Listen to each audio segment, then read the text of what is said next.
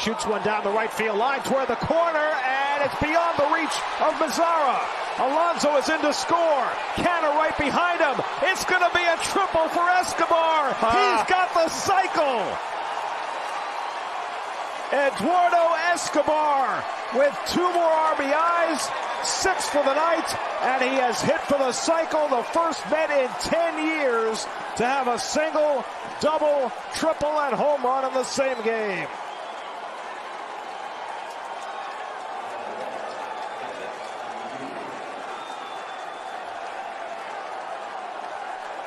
And they will get that ball for safekeeping. All right, folks. Hello and welcome to the Sports Talk with Chris Heidel here on a Tuesday night. I'm right now flying solo. George Shero will be joining us later in the program. Let's take a live look in. We're going to Steve Zulich is down in Southern Maryland right now. Let's take a live look in to see what's going on with the Blue Crabs. They are just getting underway down there in Waldorf, Maryland. Looks like a pretty cloudy night. There, this game is courtesy on. You can watch this game live on YouTube right now on the Blue Crabs website. So we're just going to take a live look in here and see what's going on. No score. Looks like the Blue Crabs are going to be coming up to the plate. They have the best record in the Atlantic League right now. So we'll keep an eye on this game for you guys as well. Tonight we got a great show for the folks here on the program. We got Stoner. His real name is Chris Stone, but they call him Stoner. He is from the Refine the District, little DC sports podcast they do on YouTube. We'll talk some DCC, District of Columbia baseball and basketball and anything going on down there in the district because the Nationals are in last place, 21-35 on the season. Looking up at the New York Mets right now in last place. And then some news came out today that Steven Strasburg will be pitching for the Nationals this coming Thursday in Miami. So we'll see what's going on with that. And then Borna Nazari, who watches, he covers the San Diego Padres out there. He does a podcast about the Padres. Speaking of Padres, Mets and Padres game 2 of a 3-game series in San Diego. Mets won last night, beating them 11-5. So Mets are looking to take another series from another great American National League West team in San Diego. So, folks, thanks for joining us here on the program. Hope you and watching us wherever you are in the Maryland, Virginia area, or if you're watching us online, wherever you are. Thanks for joining us tonight here on the program. Let's do some other housekeeping stuff going on and waiting for Chris Stone to log in at 7:15. Right now, on this date, in June 7th, 1917, this gentleman was born, and this guy was a really well-known person because he was part of the Rat Pack and all that stuff. Dean Martin was born today. So I'm going to show you some classic Dean Martin. He did a lot of, he was a singer, actor, comedian, film producer. They call him the King of Cool. A lot of people like to do some impersonations of him. I have a friend's father who does a very good impersonation of Dean Martin. So if you're in the Bel Air area, Bel Air, Maryland, go up to, I think he's still at the Tower. He does a lot of performances up there at the Tower restaurant in Bel Air. So hopefully you can, he does a really good rendition of Dean Martin and has all the mannerisms down and all that stuff. So Dean Martin was born today, June 7th, 1917. So nice little, we're not going to play the whole, the Dean Martin show from 1969. We just wanted to let you guys know about him. Was born on today's date. Today on this date in 1982, a big change in the air. It's in Queens. The Mets had I guess it was the draft day for MLB in 1982. They picked up these 3 guys who basically became cornerstones for the 86 Mets. They drafted Dwight Gooden, Roger McDowell, and Randy Myers in the same draft in 1982. So I guess that was the start of the rebuild that the Mets had back in the early 80s that made it all the way to 1987 when they won the World Series, beating the Red Sox in 7. So that's pretty cool going on. What else is going on here? Last night, you probably watched it. Everybody here in the District of Columbia and Maryland, and also and where we are here in Cockeysville, everybody tuned in to watch Maryland trying to move on to the Super Regionals, but they ran out of gas. They lost to UConn by a score of 11-8. The Huskies. It's kind of hard when you play the Huskies 2 straight nights, and one night you went 13 innings of 12 innings. And then you got to get back out at 7 o'clock the next night and try to do it all over again. There was a controversial call in the program last night in the game. And if you are watching us right now here on YouTube or Facebook and you're a fan of the program, I'd like to ask you to make this call. Is the runner for Maryland out or safe? So if you're on YouTube or Twitter, just drop us a message right there. And we'll see how many people will come up with the the answer. It looked like they called him out, but is he safe, or did the umpires make a bad decision? And that's what umpires do the best they can in baseball. That's what baseball is. It's a bang bang play there. So if you want to go on our YouTube, if you're watching us on YouTube or on Facebook, just send us a message, and we'll see what you think about it. We'll play this video throughout the program here. So let's go to and also on this date in 2007. What is this? A little Met history here. Mets were trailing 2-0 in the bottom of the 6th, and this guy, Carlos Delgado, David Wright, and Paul LaDuca hit back-to-back 3 home runs off of Cole Hamels to give the Mets a 3-2 lead, and I guess they went on to win that game. But that was in 2007. See the old, that's a meatball pitch right over the plate for Carlos Delgado, putting that one right into the right field bleachers there at Shea. I miss old Shea Stadium. It's part of the parking lot now. So that's kind of interesting. So other big news in baseball right now, we'll touch this a little bit later here in the program. Breaking news out of California this evening. Joe Maddon, who basically went from the Cubs to the Angels after winning the World Series with the Chicago Cubs, got fired this afternoon. Yes, he got fired. They let him go. They're in the midst of a 12-game losing streak out there in Anaheim. So I guess the Angels are right now on life support, or they're trying to redirect their season. Phil Nevin, former former Tiger, joining us, becoming the interim manager for the Los Angeles Angels of Anaheim, or if you just call them the LA Angels. They got a big series coming up this weekend against the Metropolitans, who are going to make a trip back up I-5 in a couple minutes this weekend. Let's see here. We'll just give you what else we got going on here today. Let's just do a quick live look in, see what's going on down there. Top of the 2nd inning.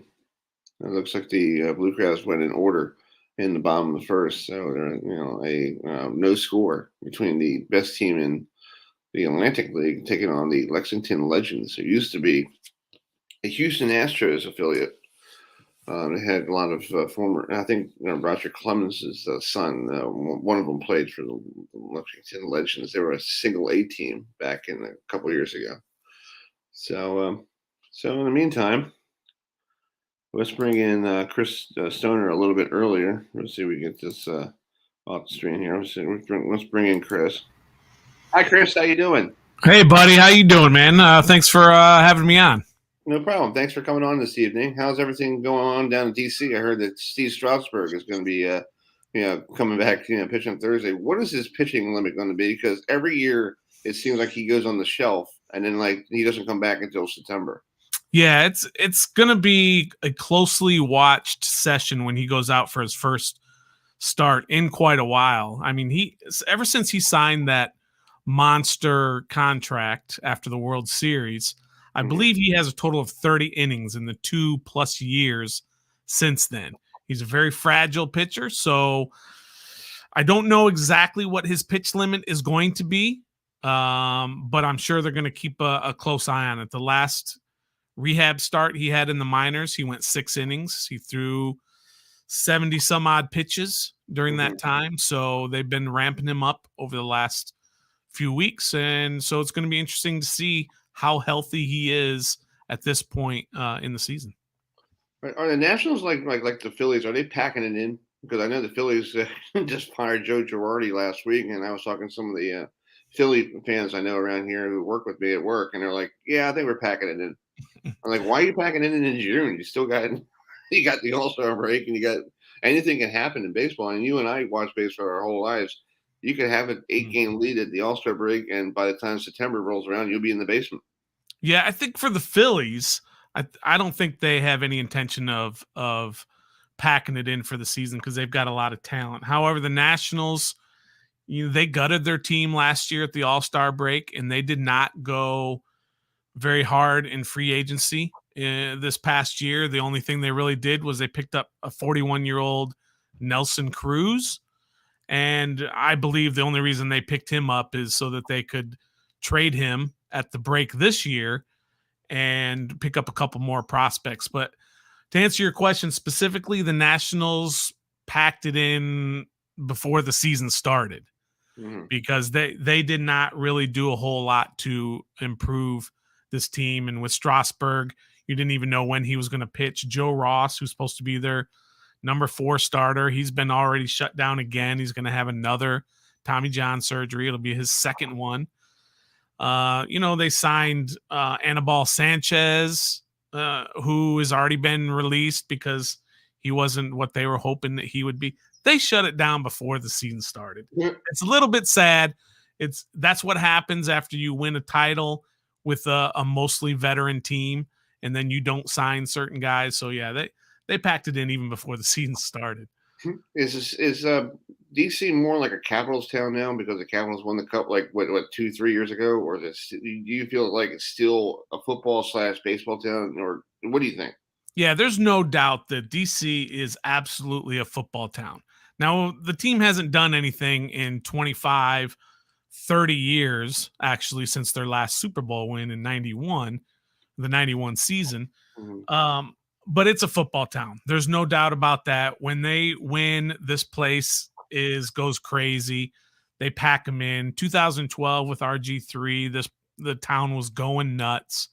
So it's a football town first. It's actually a basketball town second if the Wizards could ever get anything going on their end, but they just can't seem to do it. It is definitely a basketball city. And then the Caps, but the Caps only in the last 15 years because they became relevant.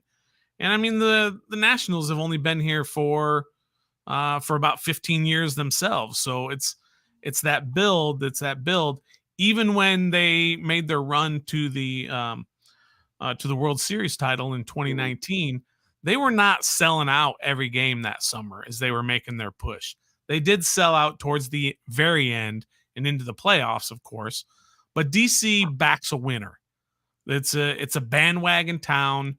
They're only going to go for they're going to show up when the team is winning, and that's what happened in 18 with the Caps, 19 with the Nats. But when it comes right down to it, DC is absolutely a football town first.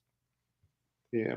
Well, you don't want to call them the Redskins anymore. I think I got fined so many times calling them the Redskins on my program. My buddies who joined me, we have a little slap shit going there and put like a quarter in the jar. But I'm sorry, Yeah, right. Commanders. I think they should have gone with the Senators. They should have gone with something more, tying into the city because Commanders sound like like you're turning your team into Top Gun. And Yeah. that Maverick, it being your owner, it doesn't ring. So Yeah. what's your vibe down there? Since they changed the name from the football club to Commanders, you feel like everybody's going to go, what? Yeah. Yeah, I think the initial reaction was when the name came out, the Commanders, and it was the worst kept secret in DC. Most people knew that it was going to be the Commanders. But the initial reaction is, meh, it's an all right name. It's nothing special. It's not a name you can really get behind to support. But nobody really, most people, a lot of the oldsters, they really care about the name, but most people don't care about the name. We joked on our show on Ref the District all the time. We said as long as they win, you could name them the yellow powder puff sunflowers. We don't care as long as the team is winning. When the team is losing, we're going to scrutinize everything about them, and that includes the name. Now, the uniforms, the helmets, everybody is very happy with how those look. With the block W, with the way they've styled the name on the front, the matte helmet, all of that. Everybody's in love with the uniform design and all the gear that goes along with it. The name, we'll get used to it. We changed the name of our basketball team from the Bullets to the Wizards to a wizard, right? Yeah. But after a while, we hated it at the beginning, but after a while, you just get used to it. Now they're the Wizards and nobody cares.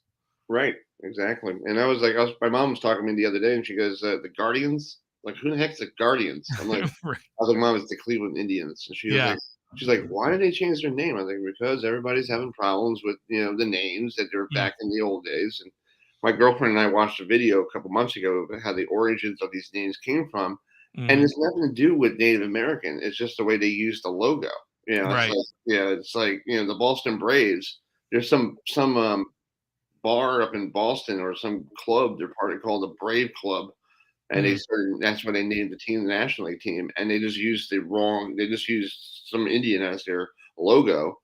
And with DC with the Commanders, they could have just changed the logo and just put the R or go back to the arrow they had in the 60s, and you're fine. Yeah. This team was under a lot of pressure at that particular time with sponsors, with minority owners of the team that they said that they were going to pull their support if they didn't change the name. There was just a lot going on at that time, and the team, Dan Snyder, made that decision to change the name. Rankled a lot of the old guard, especially. I didn't want to see it changed, but you understand it to a certain point. And then again, after a while, we don't really care what the name is. We just want a winning product on the field. And if that happens, nobody will ever talk about the name. Nobody will ever do that. No, they'll be happy there's a title in town, like with the Capitals, or when the Nationals won the World Series. Like, truthfully, I didn't realize when the Nationals won the World Series until they were in the World Series. I'm like, I can hear it. Yeah, right. Like I guess that one year was an off year that because normally the Braves weren't normally dominant, the Yankees are always dominant, and the Astros were, they're pretty good, and they're still pretty good now. But you're sitting yourself going, the Nationals? That's something wrong there. Is that a typo? Yeah. Well, they had some tough competition that year. They had to beat Milwaukee in the wild card game, in the one game wild card game. Then they had St. Louis that they swept through St. Louis to get to the World Series. I'm even blanking on who they played after the wild card matchup. But then you go in, you play a Houston team, a very good Houston Astros team. Obviously, they had won the series before. But that Nationals team, it was just one of those years. They caught magic at just the right time. They had a great mix of veterans and young guys like the Juan Soto and Robles and guys like that. And it just all came together. And it was a magical year, one that we probably won't see for a while because they're basically starting all over just a couple of years later. But that was a beautiful, awesome, amazing summer of 2019. Yeah, we just got done with another amazing spring with the Maryland baseball. Going all the way to the and what is the impact for Maryland baseball in the district now, knowing that there is baseball? Because that before they played the regional, everybody's like, Maryland has a baseball team. What happened here? You know, when did they start getting a baseball team? Because nobody really talks about Maryland baseball. It's like one of those things, like an afterthought. After basketball season's over, it's like, okay, we got lacrosse, and after lacrosse is done, we're into the summer, and we don't even worry about the baseball team. But what's the impact of that baseball team now? Is there going to be crowds there now for next year and the years to come? No, I don't think so. I don't think it has a whole lot of impact when a college baseball kind of pops up every once in a while. DC is a pro sports town. We don't really get behind a lot of the locals in baseball, really even in basketball. I mean, Maryland, you did for a while in basketball because they had that great stretch, obviously winning the national championship. But it's a pro sports town in DC, so I don't really see a whole lot of impact with the team, with the baseball team making that push. And by the way, I still haven't gotten a good explanation on that play at first base. Yeah, I got the video here. I'm trying to see what the people's reaction is, because I'm an old baseball guy. It looked like tie goes to the runner, because the way they had the both players collided at each other, and you got to see the problem in college baseball and everybody else, they don't have instant replay like in Major League Baseball does. You have 6 different angles. You might have your mother's camera coming from center field, or But this, I want to say this. Look at this. I think let's play it real quick. Yeah, it's a slow chopper. He's fast. That guy, he's safe. The Maryland guy is safe because that player was from UConn is in the area. That should be the guy should be at first base. It should be 10-9, going into the top of the 8th. But I don't know what the umpires were seeing. That's why I'm trying to get a pulse of it tonight to see what people are watching. Right. I feel like that was, I got to show this video to my father tomorrow because he's a big old school baseball guy. But he's probably going to say the Maryland guy is safe. Well, the first base umpire called him safe because I believe the guy who collided with the runner, he's not even the guy who caught the ball. The second baseman, I believe, who was kind of in the area as well, he's the one that actually caught the ball.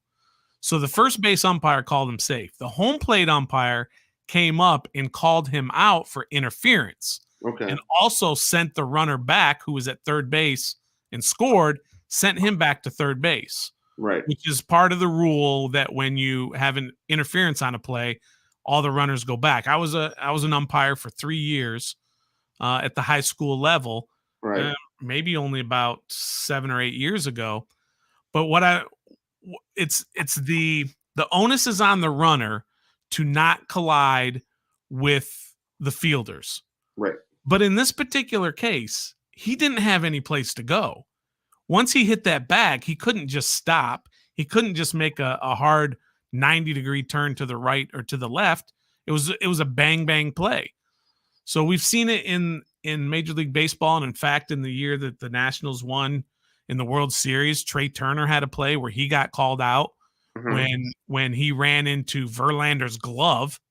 Right, Verlander stuck his glove out there, and Trey Turner ran into him, even though he's directly in the baseline, running to first, and they called Trey Turner out. And Davey Martinez got ejected, and they went to replay and all that, and the call held up because that runner has to make an attempt to get away from the fielder when there's a play like that. But in this case, he had nowhere to go. I don't get that. And even the first base umpire who was watching, who was standing right there, did not make that call. He called him safe, and the home plate umpire came in and made the call. I still don't get it. I don't understand how he can make that call. It's like a couple of weeks ago, if you saw, or a month ago, when Trey Mancini got thrown out of, got ejected from the game. That almost looks like that almost is similar to that play. But the problem when Mancini, when he was, when you have to go, if you're an old school baseball guy, when you make a turn at first base, you got to make that wide turn to go to second base. That's what I was taught when I was a kid. When you get a single, you make that wide turn, hit the corner of the base on the foul line, and then you turn to get ready to second base. It looked like he was turning a little bit, and the umpire goes, "Oh, you're out." But it looked like he was trying to get out of the way. Instead of sometimes the job of the umpires in baseball is obviously difficult because they have to make a judgment rather than direct to the rules. Like in that play with Mancini, they made a judgment that Mancini made an attempt to go to second base rather than an attempt to get out of the way. And so that's why I'm sure they called him out. But it's tough. Baseball, all sports is tough to officiate, but you've got instant replay. They should be able to use that even at the college level. But that a lot of crazy plays lately. But that one really hurt Maryland. They were obviously that would have cut it to 1 run. They're still going in the 8th inning and they're rallying just like they had done throughout that game. So I feel bad that they made that call that was obvious. Well, to me, was obviously the wrong call. And plus, it's also tough when you play somebody the night before 12 innings. Yeah. And you're coming back and you already know the team because you played them, Saturday night and lost Saturday night. So it's not like you never saw them flying in before. You know all the ins and outs of that team. Yeah. I think that last night was just basically, and I interviewed the UConn coach on Zoom, and this is one of the things that got me. Okay, I asked their pitcher. I said, "Hey, I know you pitched Sunday night. Are you going to be available Saturday? Tomorrow, Monday, because it's a game 7. No offense, it's a game 7 of a almost like a World Series. It's like you need to be all hands on deck." And the kid goes, "Well, I don't think I'm going to be pitching tomorrow." Oh yeah. I'm like, and I'm thinking like you and I think, if you're a pitcher and you're a starting pitcher, you're a bulldog. Like, somebody was telling me like Matt Scherzer is like the bulldog, and Orel Hershiser and all those people.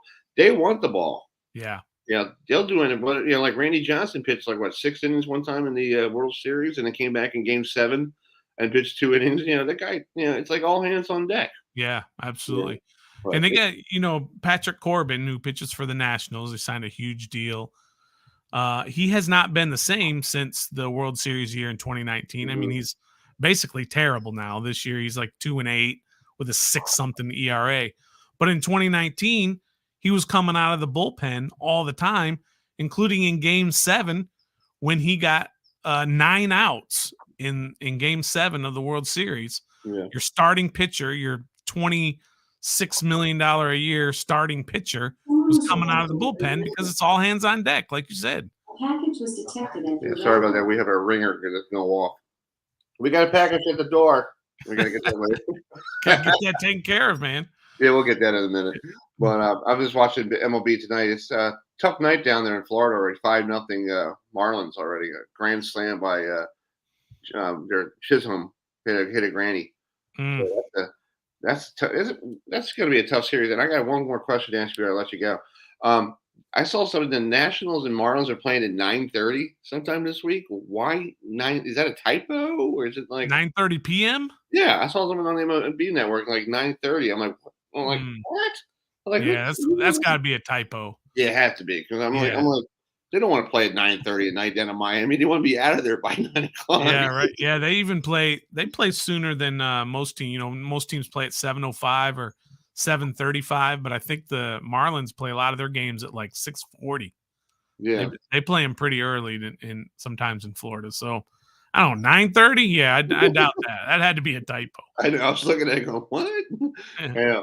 Well, let's talk about your podcast real quick before I let you go. It seems like you guys do a great job. I have a little clip of you guys. You talk about everything DC sports, and and you guys just love talking about DC sports. So talk about it.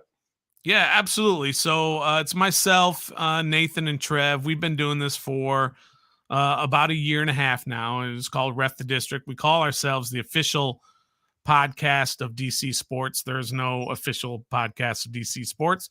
Therefore, we can call ourselves that without getting in any trouble. But we have a live show every Wednesday, 7:30 on YouTube, Facebook, and Twitter.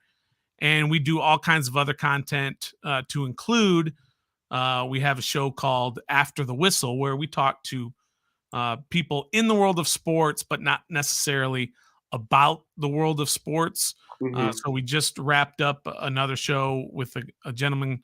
His name is Tailgate Ted. He's in the Tailgating Hall of Fame. He's a big Washington Commanders fan. But we also interviewed 4 of the ladies who brought a lawsuit against the Washington Commanders and were to talk about their experiences with the Commanders and all that craziness that goes on there. So we cover all the sports, mostly the professional sports, because that's what a lot of people like to talk about. But yeah, I appreciate you having me on and letting us plug our show. Again, Ref the District every Wednesday live at 7:30 p.m. on all your favorite channels. Nice. Yeah, we do this every Tuesday night, so we're going to be. But right now, like between you and me, there's a lot of downtime in June and July until college football kicks off. Absolutely. These media days, so it's like I feel like should I take a break for a couple weeks and then just wait until everything goes back to, because you can't really talk about college football right now. It's like everybody wants vacation. Yeah, absolutely. Yeah. So we talk baseball. We talk, they got the NBA draft is coming up. The Capitals obviously are no longer playing, but we got a little first round run with them for a while. And then, with the NFL, that's a 365 day a year juggernaut. So, we talk, they're in OTAs right now. So we talking OTAs, you got training camp coming pretty soon. And next thing you know, we're in the middle of the season and talking everything Commanders, and we can't get enough of it. Hey, it's gonna be fun to see Carson Wentz facing these old clubs. Let's see how. Yep. We play Indy and of course Philly twice every year. It's gonna be fun to see how he fares against them. Yeah. Well, Chris, or Stoner, if they like to call you. First of all, when I heard that name, I was like, I thought my brother was joining me. I'm like, really? I get that a lot. I go, hey, are you the same guy who sold me some stuff back in college? No. I just use that name because obviously because of my last name. Yeah. Well, my nickname is Herb, and that's why it's Herb FM Sports Radio. My brother called me Herb, and I think everybody thinks we're legalizing marijuana on this program, but right. Same like that's fine. I don't care. Like if you want to tune in, we're not going to give you anything, but we'll give you some sports. That's right. Yeah. All right, man. Well, enjoy your rest of your summer, and we'll try to get you on before training camp for the Commanders, and we'll see how you guys are doing. Yeah, absolutely. Appreciate you having us on. All right, man. Thanks for coming on. All right, buddy. See ya. Bye. All right, it's Stoner from the Ref the District. Here's a guy who I think he has a friend in the DC area, maybe myself. Hey, George, how you doing? Good. Yeah, it was good to talk to Commanders football there, a little DC sports there. But Steven Strasburg is pitching on Thursday, so I guess they're trying to bring people back in the seats. Yeah, but it's crazy. So I come in and you guys are talking about Herb and Stoner.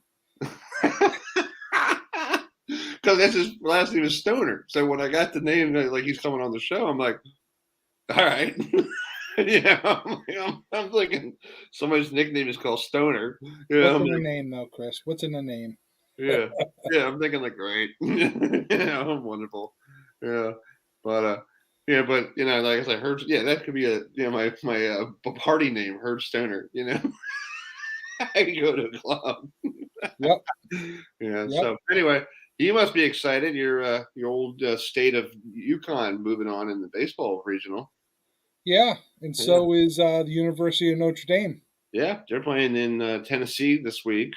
And I got to ask you, you're an old baseball guy. There's a lot of controversy here in the state of Maryland. If something goes wrong, they use it for 3 days as their way to get some social, connection with people. But I want to ask you, this call. This is from last night's UConn Maryland game. You make the call here, okay? Sure. All right. Chopper. Is he safe or out? Can we have a rewind? Yeah, let me. I gotta go under the hood. I need to go under the hood here. Yeah, they're going to go real quick to the hood. They're going to replay it right now here on ESPN. Folks from ESPN. So hold on a second here. So they're going to review this thing. Come on, ESPN. Let's go. He was hot, that guy. I was like, really? Yeah.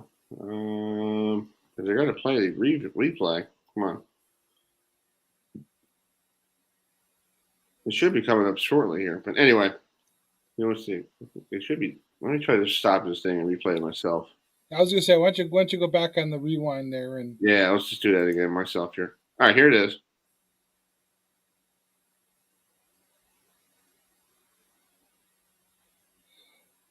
What do you think? so the guy in number 14 goes to cover first base, Mm-hmm. right? Right. And the runner runs into him. Right. And I don't know the play, so I'm just gonna make an observation. Okay. One, the runner gets the right of way to the base. There's no blocking base. Right. So I would say, based upon that, he's probably safe. They called him out How did they call him out? because they said that there was an interference call on the Maryland kid running down the base path, but it looked like it was an interference call. It should have been an interference call on the UConn player because he both came over at the same time, and But that's where the ball crossed. When you look at that, run it again. okay. Now that I know what I'm looking at. Okay, there we go. Slow chopper. Slow dropper. Nope. Bad throw by the pitcher. Yeah. Bad throw by the pitcher. Yeah. Nope. That's not an out. Nope. They called him first. The first baseman umpire called him safe, and then the umpire behind home plate called him out. And looked like the umpire is our friend from Towson University. I was going to call him up. So a home plate umpire has no call on that play. Right. Because the first base umpire is there. Right. Right. Right. That's his call. So you even see the umpire running up because when I was, did they go under the hood, Chris? Did they go back under the hood to take a look at it? I think they did, but it's longer in the But if you fast forward through the video. Yeah, let me pull up the video on the on my thing here. 1 second. Well, you can't knock the ref. He said he has glasses on, and most people will say, "Hey, ref, get a pair of glasses." Right. But when you're not in the position for the call, it's not yours. Exactly. You can't overturn the first base. He's right there. He's got the play. He sees it. All right. Let me. The pitcher's going out of bounds. Got out of bounds. The pitcher's moving into foul territory, chasing down the ball and throwing it. The pitcher was off balance. Yeah, let me bring it up here. Here it is. Here's the video in action here. I love this new thing you told me about. I love it.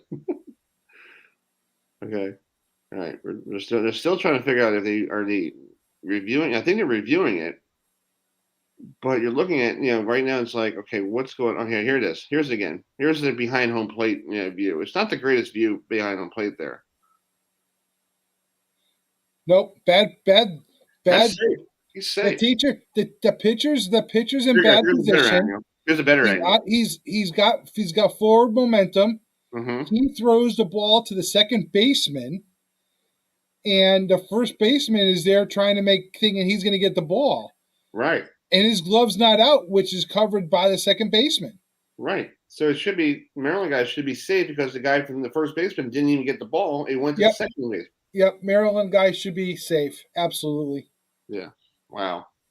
There you go. They're probably ordering pizza right now. Can I have a large cheese? Nope. Can't have that? Okay. How is he calling him out? That is wrong. And here's my question. I was listening to the post game. I was on Zoom last night because I was watching the game, and I went on Zoom because they had it on Zoom. If you're the manager of any ball club, I would have lose my crap right there. I'm sorry. I would have been out there yelling at the umpire, going, "What did you mean? You don't play the. No offense to Coach Vaughn, but don't play the. Okay, that's the call. I would have been like, I'm old school baseball, and you're old school baseball as well.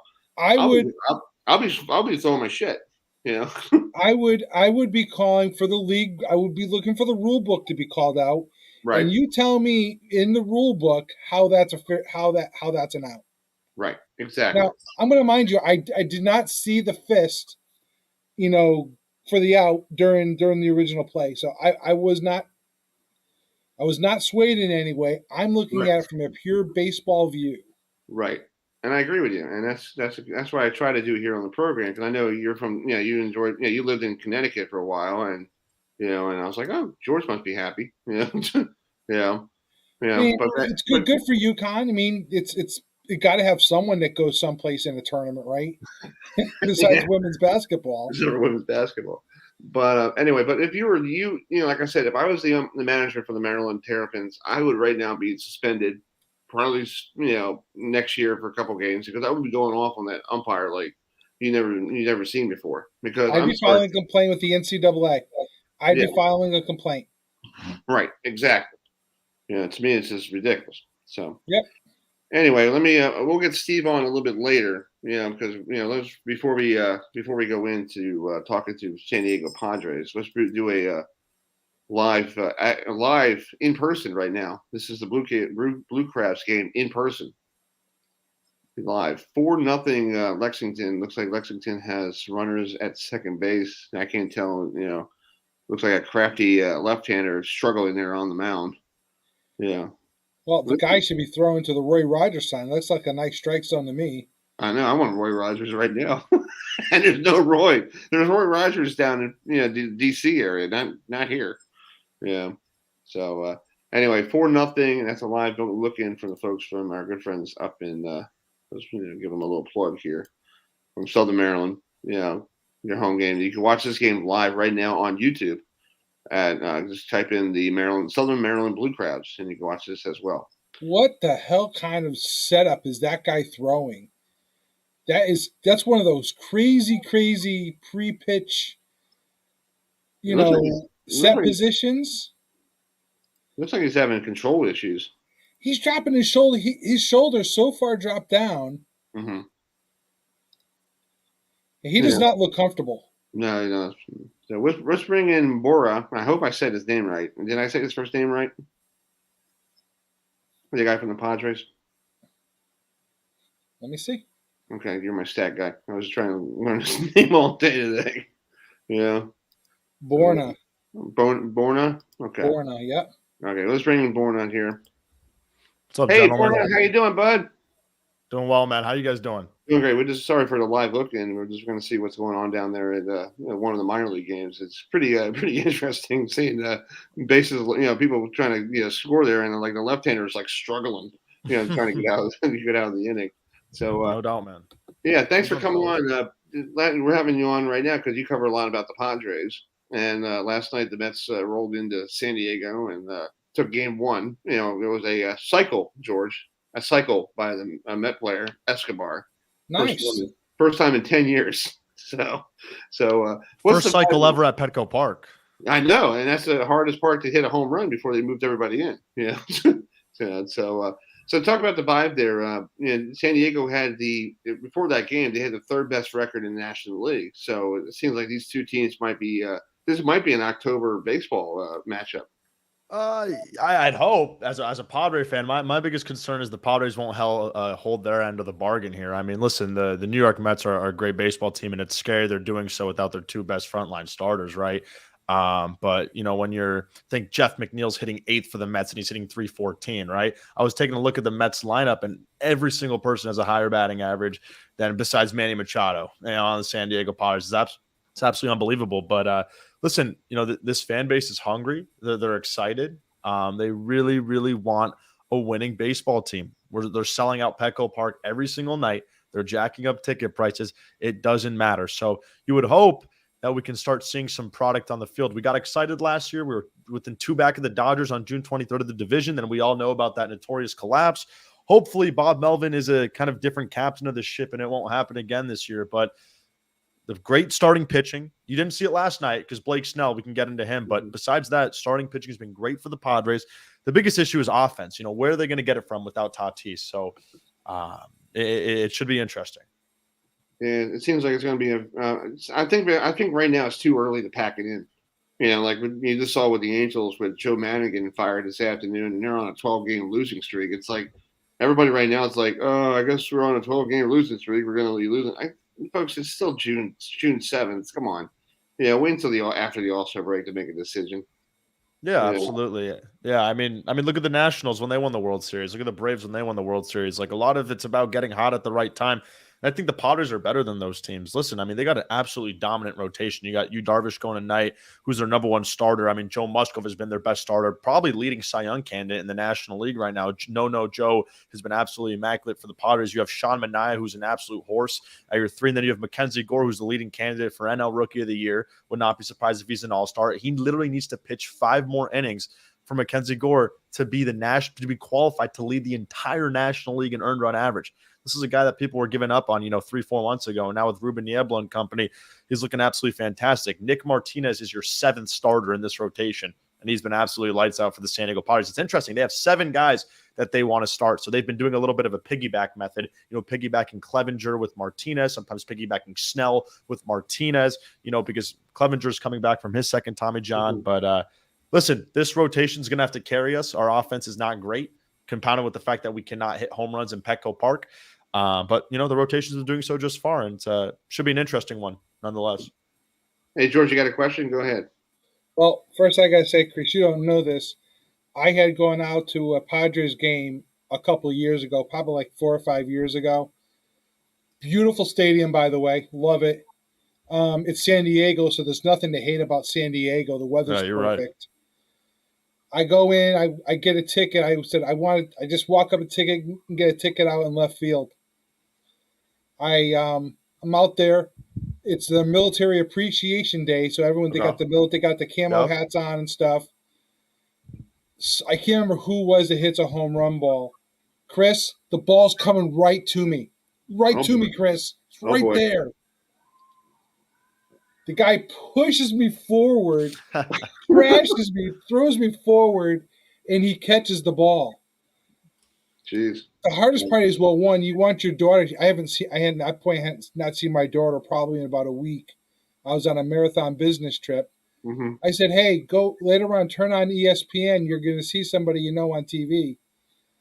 Well, I didn't realize how hard the guy from behind pushed me. Hey, it sent me flying. Yeah, got a question. Is it this guy pushing you away from the ball? No, it wasn't this guy. No. The Padres are in that tough division. Those Dodgers, they're pesky. And they don't have a bad record. No, you're just looking at I think strength of schedule, the Dodgers are 3rd or something that I saw just the other day. I think the Yankees are 1st, Mets were 2nd, and Dodgers were 3rd. How do you I know you talked about the pitching, but what do you do to shake up the lineup to get the offense going? Yeah, I mean, I think they already have been shaking up the lineup a lot of times. Jurickson Profar was hitting cleanup for the Padres to start the year because he was hitting home runs. And, now he's not hitting for power, but he's getting on base, so he's our leadoff hitter. We in San Diego right now, we don't have consistency really much in the lineup. So it's really whoever's hot, we'll plug him in. Right now, Luke Voight has been our 2nd best hitter in the month of May. He had an absolutely awful April. He had a fantastic May carrying over to June. That's why he's our cleanup hitter right now. So what Bob Melvin's doing is there's no consistent lineup like the Dodgers. They're going to go Betts, Freeman, Turner, every single night. With the Padres, you may see a switch up all the time. And it's going to be interesting to see what happens when Tatis comes back. But how we're thinking about it in San Diego is if this offense can somehow score 4 runs, there is a 95% chance they're going to win a baseball game with how this pitching is. Last night was not one of those examples, which was unfortunate because for once in my life, they scored 5 runs and they lost. But usually the pitching has held up their end of the stick where this offense, it doesn't need to be good. Heck, it barely needs to be average for this team to win 95-plus baseball games. The issue when they went on their little 4-game run is the offense wasn't bad. The offense was historically awful. And here's one thing that needs to change in San Diego. They're continuously in the bottom 3, bottom 4 in terms of home runs. They need slugging. And you look at all the teams around them in the bottom 10 in terms of home runs, those are all teams that are going to be sitting on their couches at the beginning of October.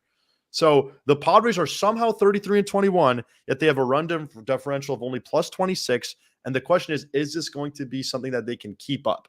I would say yes right now because of their starting pitching, but they really need to see some sort of offensive jolt in this team. And I think they're getting it so far in Profar.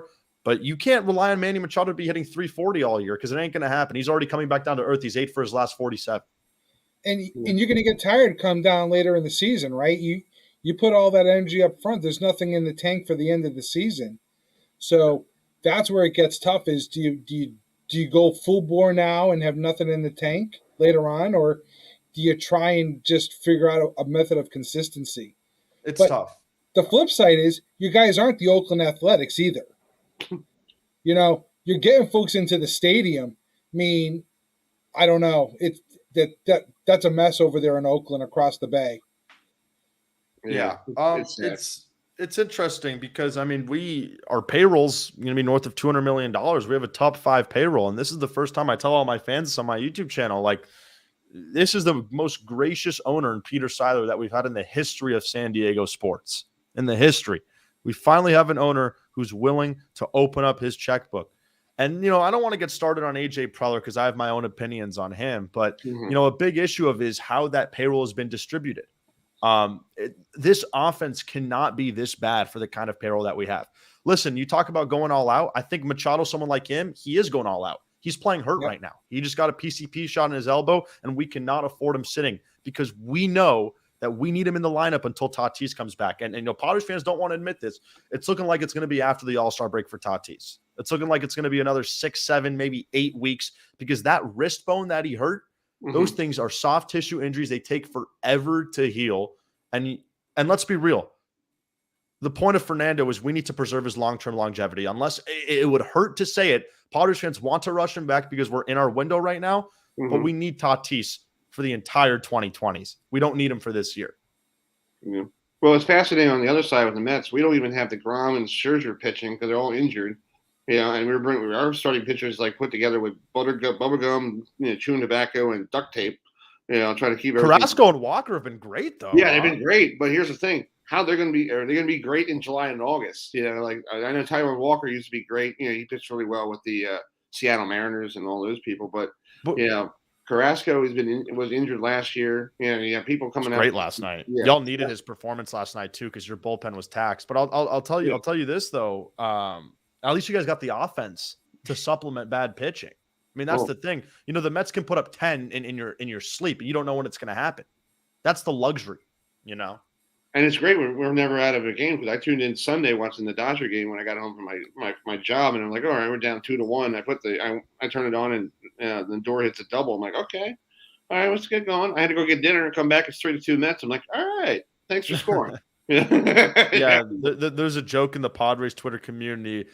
We always say going down 1-0 feels like 8-0. Going down 2-0 feels like 16-0 because we just really, really struggle to go. And I see that statistic you put Taiwan Walker versus Yu Darvish. I do want to say, though, Yu Darvish, probably jinxing it, has been a lot better than his earned run average has showed. He had an awful start in San Francisco to his second start of the year, in which he only won an inning and a third and allowed 9 runs. It literally inflated his entire ERA for the season. Yu Darvish has been lights out for the San Diego Padres. So this is somebody that we believe we can win every 5th day. Exactly. George, you got one more for I was just gonna say, the trade deadline, right? The major league trade deadline will be here before you know it. Where do you think that they should trade out for and try and bring somebody in? So I've been hammering JD Martinez from Boston for a really, really long time. The issue is Boston has started to win baseball games. With the Angels' 12-game losing streak, Boston slowly sliding into that wild card team. But it's going to be a big question. Is Boston buyers or sellers at the trade deadline? There's arguably 3 better teams in their division than them, right? Yeah. And the Yankees, the Rays, and who am I blanking out on right now? The Reds. Why am I blanking out? The Yankees, the Rays, and the Blue Jays. The Blue Jays, excuse me. And, JD Martinez is a guy who hits 330, who's going to hit 30 home runs. This guy's literally going to be in the Triple Crown race. And he's finally at a situation where he's a rental. So that's a name that I'm looking at. I'm like, oh my goodness, if you can acquire him, we have the prospect capital. My biggest issue is I just need Boston to start losing some baseball games to make this guy available, because Boston may make Bogarts available if they don't want to give him 200 million reasons to smile and other situations. Now, one other person I would add is Joey Gallo. And I know a lot of people are anti-Gallo. He's having a really awful year in New York. But this was a guy last year that, AJ Preller versus, the Yankees, they were trying to give up so much to get this guy, and the Yankees won the bidding war. This is a time where Joey Gallo's a rental. The Padres in dire need for some pop, and you can get this guy for the cheap.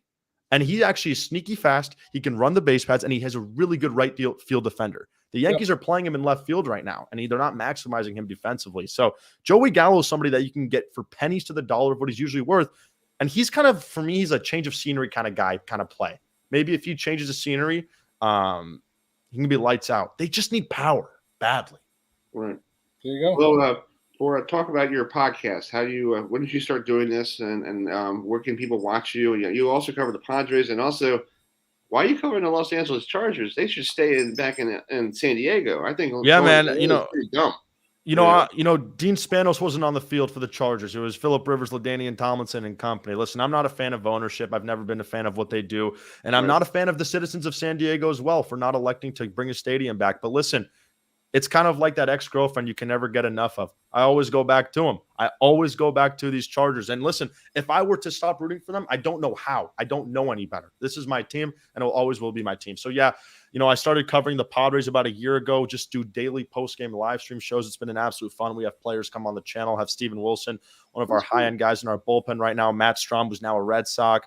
Have some awesome media guys. We had Jeff Passan on the channel, John Heyman, which was pretty fun. And now I have a Chargers podcast with former Charger Lorenzo Neal, which is pretty fun. We're having some former Chargers on, hopefully LT coming on in a few weeks. So it's going to be an absolute fun time for the Chargers. With the Chargers, it's Justin Herbert, year 3, most exciting time in a long time for this franchise. So on the way up, hopefully. But yeah, the Hogwatch is on YouTube, Apple Podcasts, Spotify, and keep doing what y'all are doing as well, fellas.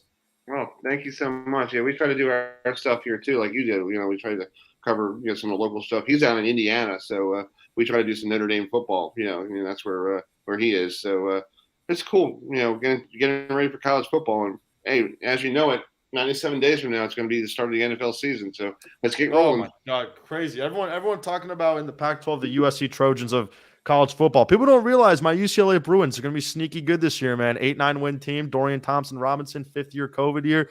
Loaded team. Charbonnet coming back for his Heisman year. I don't know how much you guys are in the Pac-12, but my UCLA Bruins, everyone's going to be talking about Lincoln Riley and his Trojans. Just watch out. Trojans. Beat the Trojans. Just watch out. You know what USC stands for, right? University of Spoiled Children. Yes, sir. I heard that today. I was laughing. I went to UCLA. I know all the lingos about the University of Southern California. I hate that school. I hate those people to the death of me. All right? That's one thing I can agree with y'all if you guys are fighting Irish fans. I hope that school always sees failure. Well, we'll get you on for the USC game. How about that? We'll have a little bastion of USC. How about that? Is that at Notre Dame or SC this year? I think it's in Southern Cal, right? Boy. I think last year was in South Bend, right?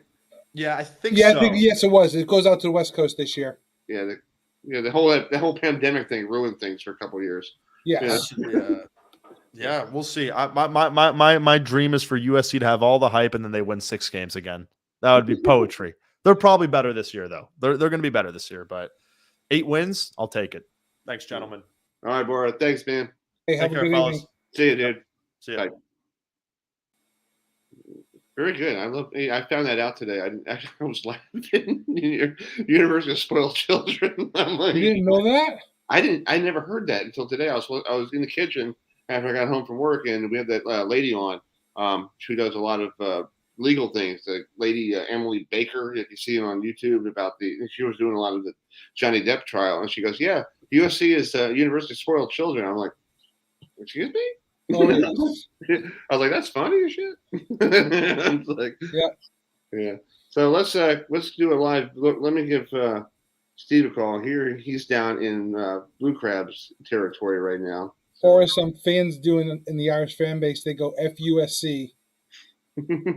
I just love. I know about the Pac-12. Everybody gives the Pac-12 crap because it's not like the power conference like we see in the ACC and the Big Ten and the SEC and all that stuff. But we're playing 3 teams from California this year.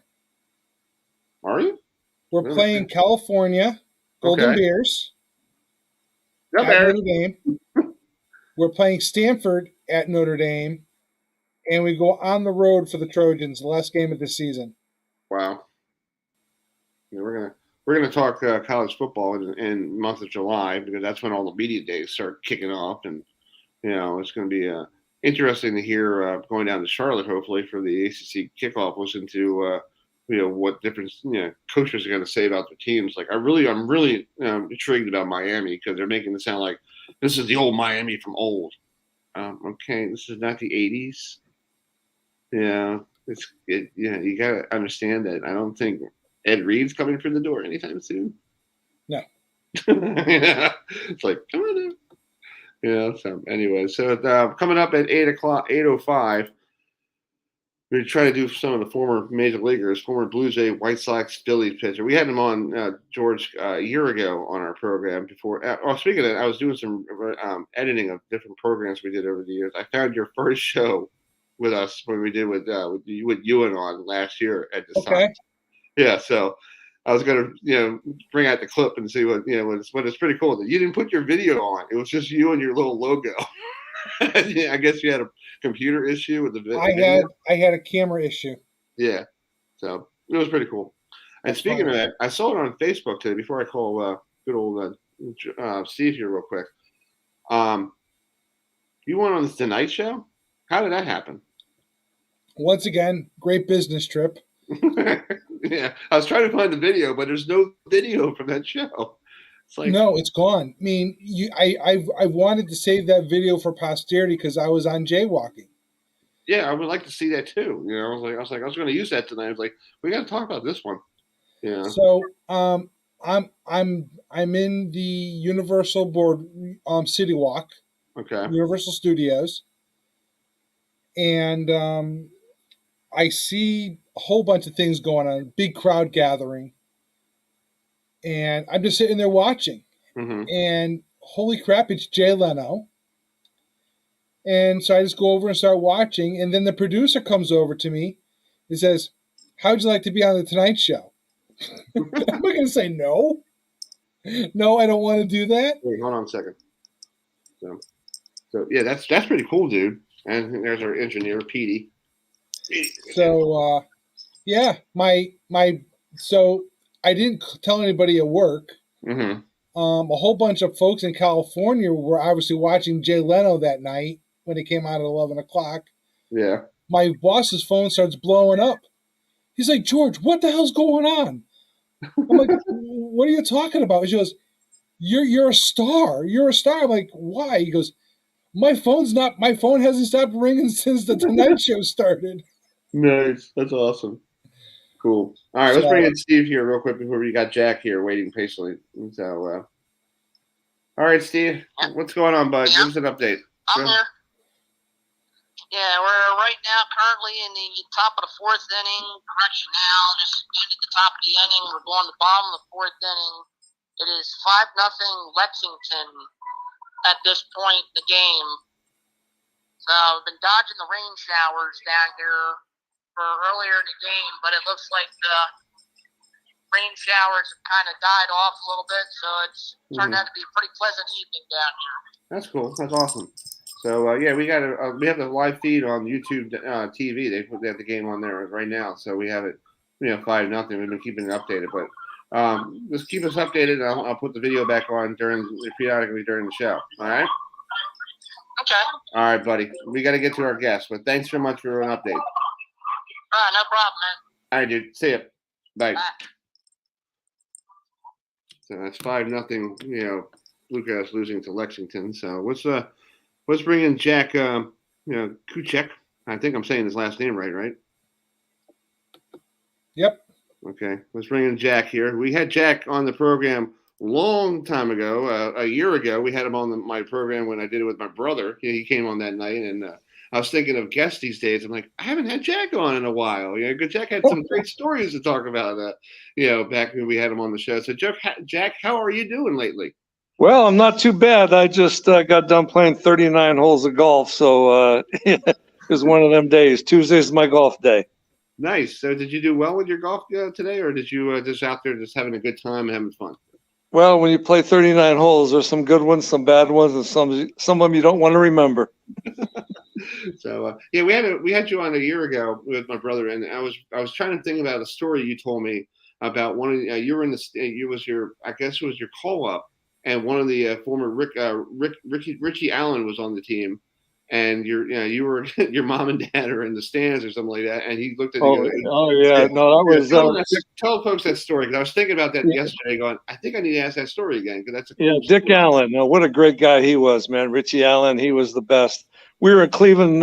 We were playing Cleveland, and I'm in the hotel, and my mom and dad are standing next to me, and Rich Allen, he's standing probably about 10, 15 feet away. And, he's from Pennsylvania. We're from right outside of Pennsylvania. So I wanted to introduce him to my parents. Well, he had 10, 15 reporters around him, and I didn't have anybody but my mom and dad. So I said, Mom, Dad, if I don't get to the ballpark in about 5 minutes, I get fined $1,000. Dick Allen can come anytime he wants. So we left. We go to the ballpark. I get in my uniform. Mom all dressed. Getting ready to go out and take BP. Dick Allen comes walking in. He walks up to me. He goes, "Who are you talking to?" I said, "My parents." He goes, "Well, why didn't you come up and introduce them to me?" I said, "Well, Dick, you had all these people around you, all these reporters." He goes, "Jack, I'm never too busy to meet a ball player's parents. Where are they at?" I go, "They're in the stands." He goes, "Come on, let's go." Now he's in a suit and tie. I'm in my baseball uniform. We walk down through the dugout runway onto the field. He calls over an usher. He says, "Where are they at?" I goes, "They're up there." So we walk up. The usher takes us up. He goes to my parents. He goes, "I'm Dick Allen." And I go, "This is my mom, my dad, Joe and Ann Kucek." He goes, "Well, your son didn't introduce me at the hotel." He turns and looks at me. He goes, "What are you doing here? Get down there and shag." He stayed there for the next 15, 20 minutes in the stands talking with my mom and dad. I'll never forget that. That's what a great guy he was, man. That's awesome. One of the best. That's but cool. Yeah, that's a memory that I'll cherish forever. Nice. Yeah, I was thinking about that the other day when you were talking. We had it on the show last year, and I was like, man, that's a cool story to ask again, because a lot of people haven't heard it in a while. And I know Dick Allen died last year. Sadly. So it's like, Well, I'll tell you, in that game, and I don't know if I told you this, but in that game, Dick Allen was playing first base. There was a guy on second base, 2 outs. There was only 1 out. Ball hit to the second baseman. He throws it to Dick. Dick catches the ball, rolls it back to the mound, starts going to the dugout. The guy on second, rounded third, came in and scored. We were losing 3-2 at that time. Dick Allen comes, sits on the the bench. Nobody says a word. Dick Allen turns, looks at everybody, and says, "I'll get it back." Next time up, I swear to God, this is a true story. He hits a line shot left center field over the fence, jogs around the bases, ties the score, comes in, sits down, doesn't say a word. Wow. The next time up, he hits a shot to right center, home run, runs around the bases, comes in, sits down, looks at everybody and says, "I told you I'd get it back." Nice. Those are true stories, man. Those are memories you'll have forever. That's cool. Hey, George, you got a question for Jack? Go ahead. So, Jack, we've had so many different guys back in from the 70s and 80s era of baseball. Comparing the game today to back then, where do you think one of the biggest fallouts of the game is? Truthfully, I can tell you, to this day in my area, to this day, I signed my baseball contract in 1974. I was the 32nd pick in the nation. To this day, I'm the highest draft pick in this area. I got $30,000 for signing and $600 a month. The same guy last year, 32nd pick, got $3.5 million signing bonus and $1.5 million salary. Wow. I mean, they don't have to worry about anything anymore. So that's just the way it is. The kids aren't the same as they used to be. The game has changed. But, I tell you, in my day, I always tell people, because I work with a lot of kids nowadays, I go, those elbow pads that the hitters wear today? They go, yeah. We said back in my day? They go, what? I go, we called that target practice. Yeah. No, it's right. My email, I gotta tell you, my email address to this day is pitchintowin@gmail.com. And I believe it. If I tell kids today, if you don't pitch in, you'll never get the outside part of the plate. Yeah. We don't And that's see that the anymore. difference today. You knock a guy down. I was just watching the game the other day. It was a tie score. Pitcher came inside, threw a slider for a strike, came inside, hit the batter. They kicked him out of the game. Tie score. Yeah. Yep. That's the difference, I think, today. You hit a guy, he's making $1 million. I guess, you break his wrist and then it's something else. Making $30,000 or $600 a month, they didn't care. Yeah. I'm an old school like an old school baseball guy. My brother, when I was a kid growing up, my brother was pitching, right-handed, and he told me always he likes to bust people inside, because if you're on the plate, you bust them inside and tell them to get off the plate. Now you don't see that in Major League Baseball at all. It's like, oh my God, you hit him in the elbow, and he's like, he starts yapping and going, "Why you hurt me, man?" Like, come on, dude, get off the plate. Well, they got the earmuffs on their helmets. They got the shin guards on their, the feet. They got the elbow pads. Hell, they might as well go up to the catcher's mask. Yeah, it looked like gladiators from American Gladiators. The old TV. Well, when you hear the old school pitchers, I can just tell you, we used to drill guys. I mean, you hit a guy that was just part of the game. I remember I got Frank Robinson, probably the hardest pitcher I ever threw in baseball. I was on a bus going to Cooperstown Hall of Fame game. I got called up. I'm sitting there with Richie Allen, Gossage, Forster, Bucky Dent, Ed Herman, all these guys. And they're telling me, all right, Rook, if you throw a pitch that gets away from you and it knocks the hitter down, what are you going to do? Oh, well, I'm going to throw a slider away. No. That's what they're looking for. You can't do that. So we're playing. Frank Robinson's up.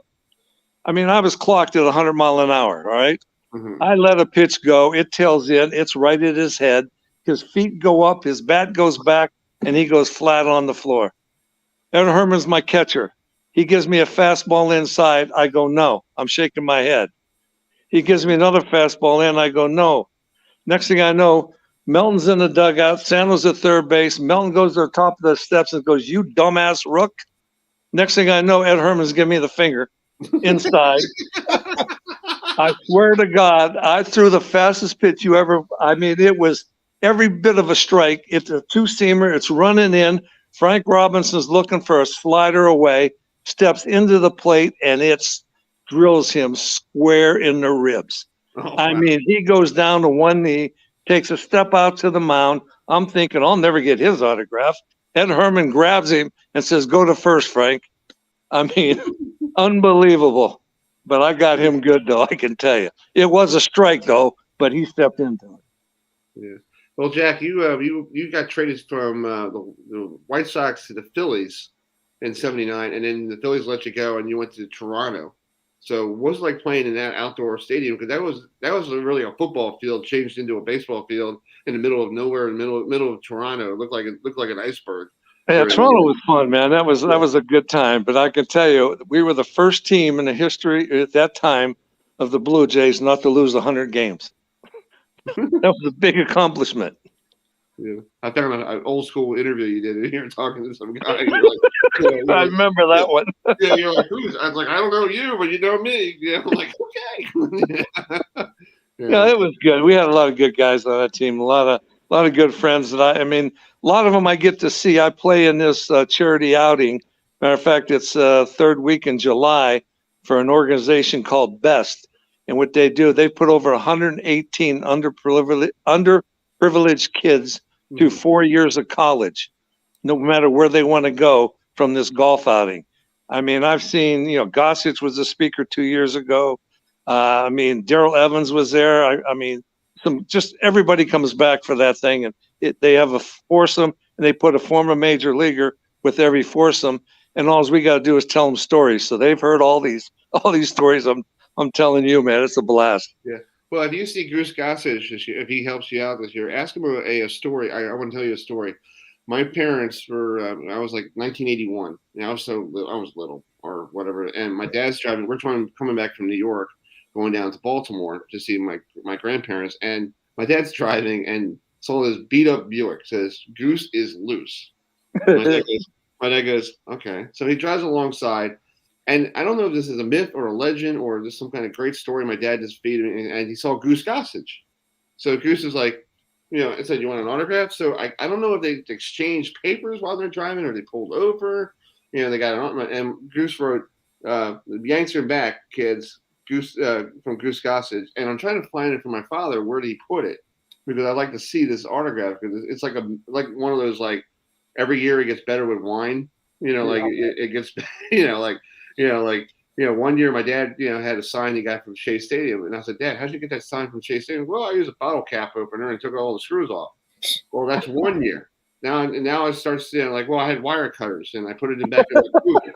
I'm like, where do you get? I said, is every year like a bottle of wine? It changes. Like you brought out your own, like, make it back in the 60s. You didn't have that stuff that we have now, but, for power tools. But it's like, But ask him that story and see if he knows anything about a car. Gossage was my roommate. Yeah. So I know I'd like to see the autograph. I'm trying to ask my dad where it is. He goes, it's upstairs somewhere. Like, me and Goose roomed together when I was with the White Sox. Yeah. So what type of guy was he? He was pretty cool. He seems like a cool loose cannon. Now he's like, nobody wants to talk to him anymore. Now it's got to call his agent and all that. So I got his home number. But yeah, Goose and I played together in Puerto Rico too. Nice. Yeah, nice. For Pat Corrales. Oh wow, that's a name that everybody knows. Oh yeah, that was amazing, man. You'd be in the back of the bus playing some music, and Pat would get up and scream, "Turn that stuff up! I can't hear it." Turn it up. Hey, George, you got any questions for Jack? I was just gonna say, one, it's always great having these old school baseball players on because, to me, there's no. That was real baseball back then. Now, as we've said, some guys in the past, now it's everyone. No one hates each other anymore. When you played a team, you wanted to beat them. It wasn't just play and then go out for dinner type of thing. It was baseball. It was serious stuff. And now it's all exchanging jerseys at the end of the game and stuff like that. No. No, I can tell you. I remember I was in college. My shortstop tells this, but. He got taken out at second base. He got taken out so bad it was unbelievable. Spikes first. They had to, help him off the field. He's in the training room, and he's sitting there on the table, and I'm pitching, and the radio's on, and the kid that took him out comes up the bat, and Bianco goes to the trainer. He goes, "Anybody want to bet this kid gets drilled?" They go, "What?" First pitch. Whoa, right in the ribs. He goes, "How'd you know that?" He goes, "Because I'm sitting in here." That's the way the game used to be played. It was just that was it. You don't nowadays. I guess you hit somebody, you get fined. I don't know. Like Jack, I heard the other day with college baseball, there's a guy from Tennessee. I don't know if this is true or not. He hits a home run, and this is you're playing in the back in the day when people trash talk and start yapping around the base like, "Hey, what's that? You suck." Yeah. He actually gave everybody the number one walking around the base, around the field. It's absolutely true, Chris. Yeah, and I'm like. And somebody at work said, "Did he get fined for that?" I'm like, "No, his coach probably told him like cut the garbage, man." Yeah. Well, I'll tell you what. If he ever came up the bat again, you know what happened. Yeah, you got one in the ribs with the stitches. So, my last game in college, I threw a no-hitter. Nice. It's one of the only. It's usually on every time they have to go to the World Series, College World Series. It was one of the first ones in 20 years. Was thrown on the way to. I was against Cincinnati in the districts. Wow. Yeah, my last game. Nice. How nervous was that for you when you pitched that no-hitter? Were you like one of those guys like, stay away from me? I'm only down the edge of the bench. Or I can tell you, I threw one in AAA. This is a true story. We called it the 3-0 club. We were losing about 7-8 games in a row. So 4 pitchers and a catcher, we got together the night before. It was kind of late, and we decided to form the 3-0 club. Okay. In other words, if you go 3 balls, you ain't going to throw 3 straight strikes. Just throw one more pitch, hit the guy, and that's it. So you're done. So the first inning, I get up. First guy, 3-0, I drill him.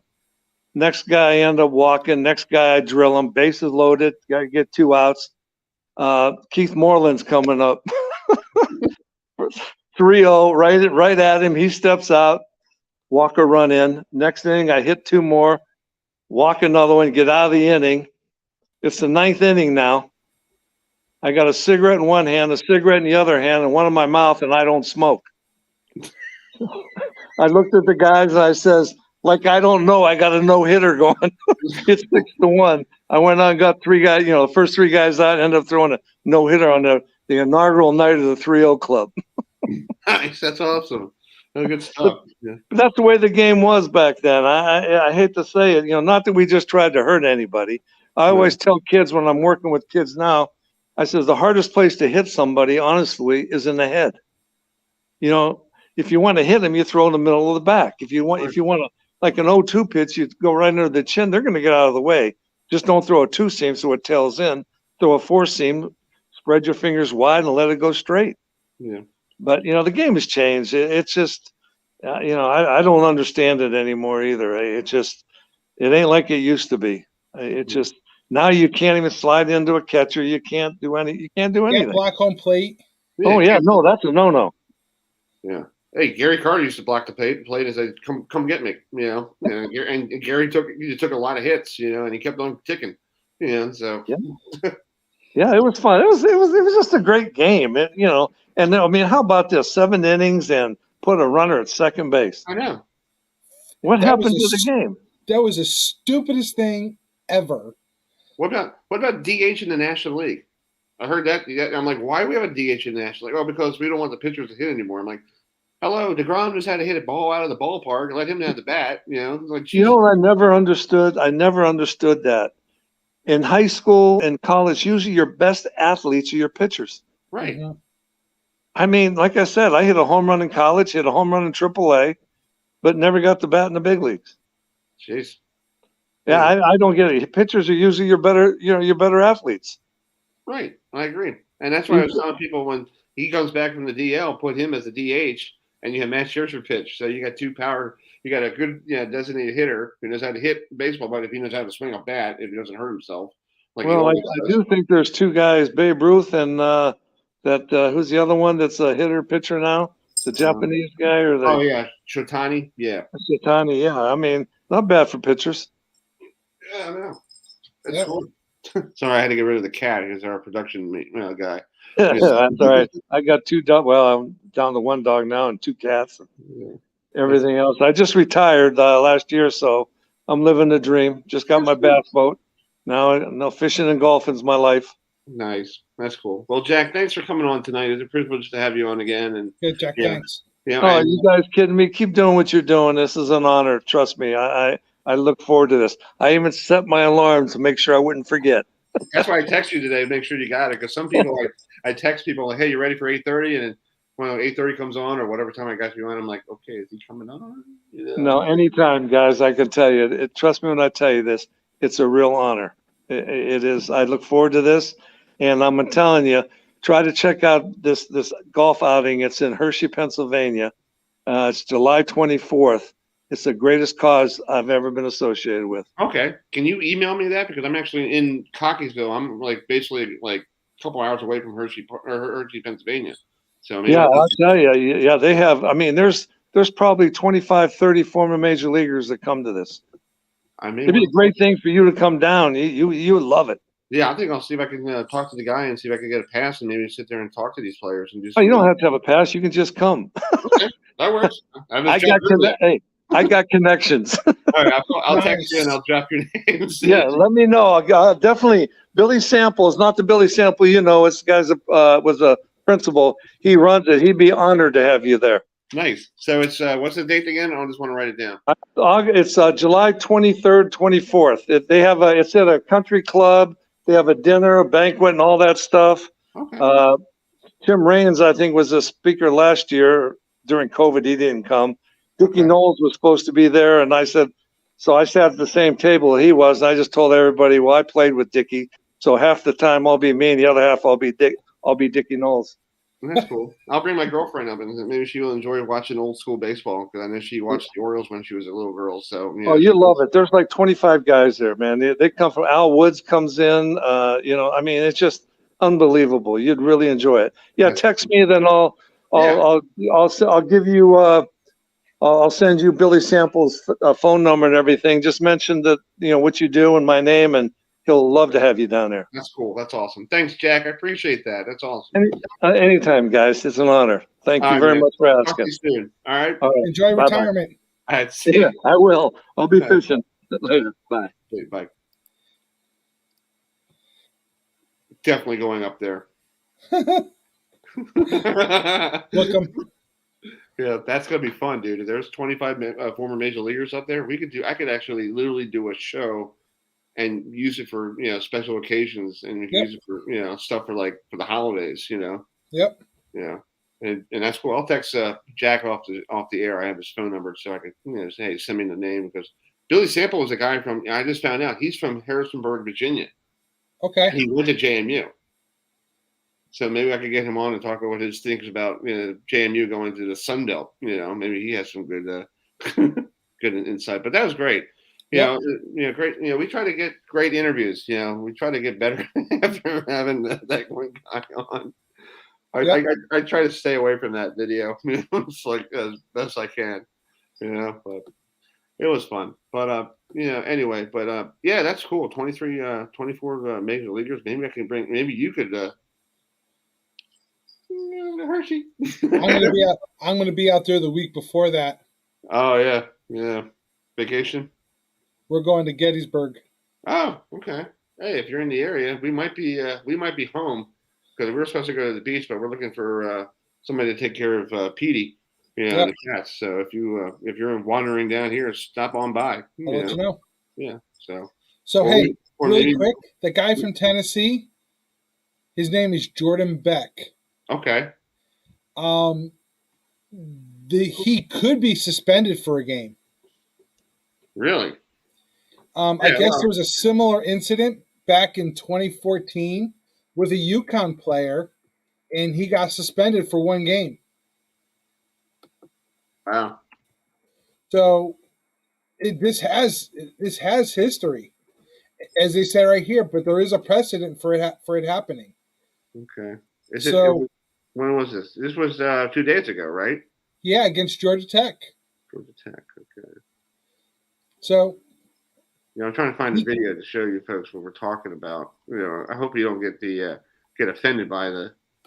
A lot of people. We might have young viewers, so. Yeah, I would probably ixnay on the video slide. Yeah, I don't want to see. I was looking for like they put the screen up, like they fade it out, but we don't have the technology. But it is Jordan Beck, because he actually hit a home run 2 months ago against Vanderbilt, and he was called out because I guess he used a legal bat.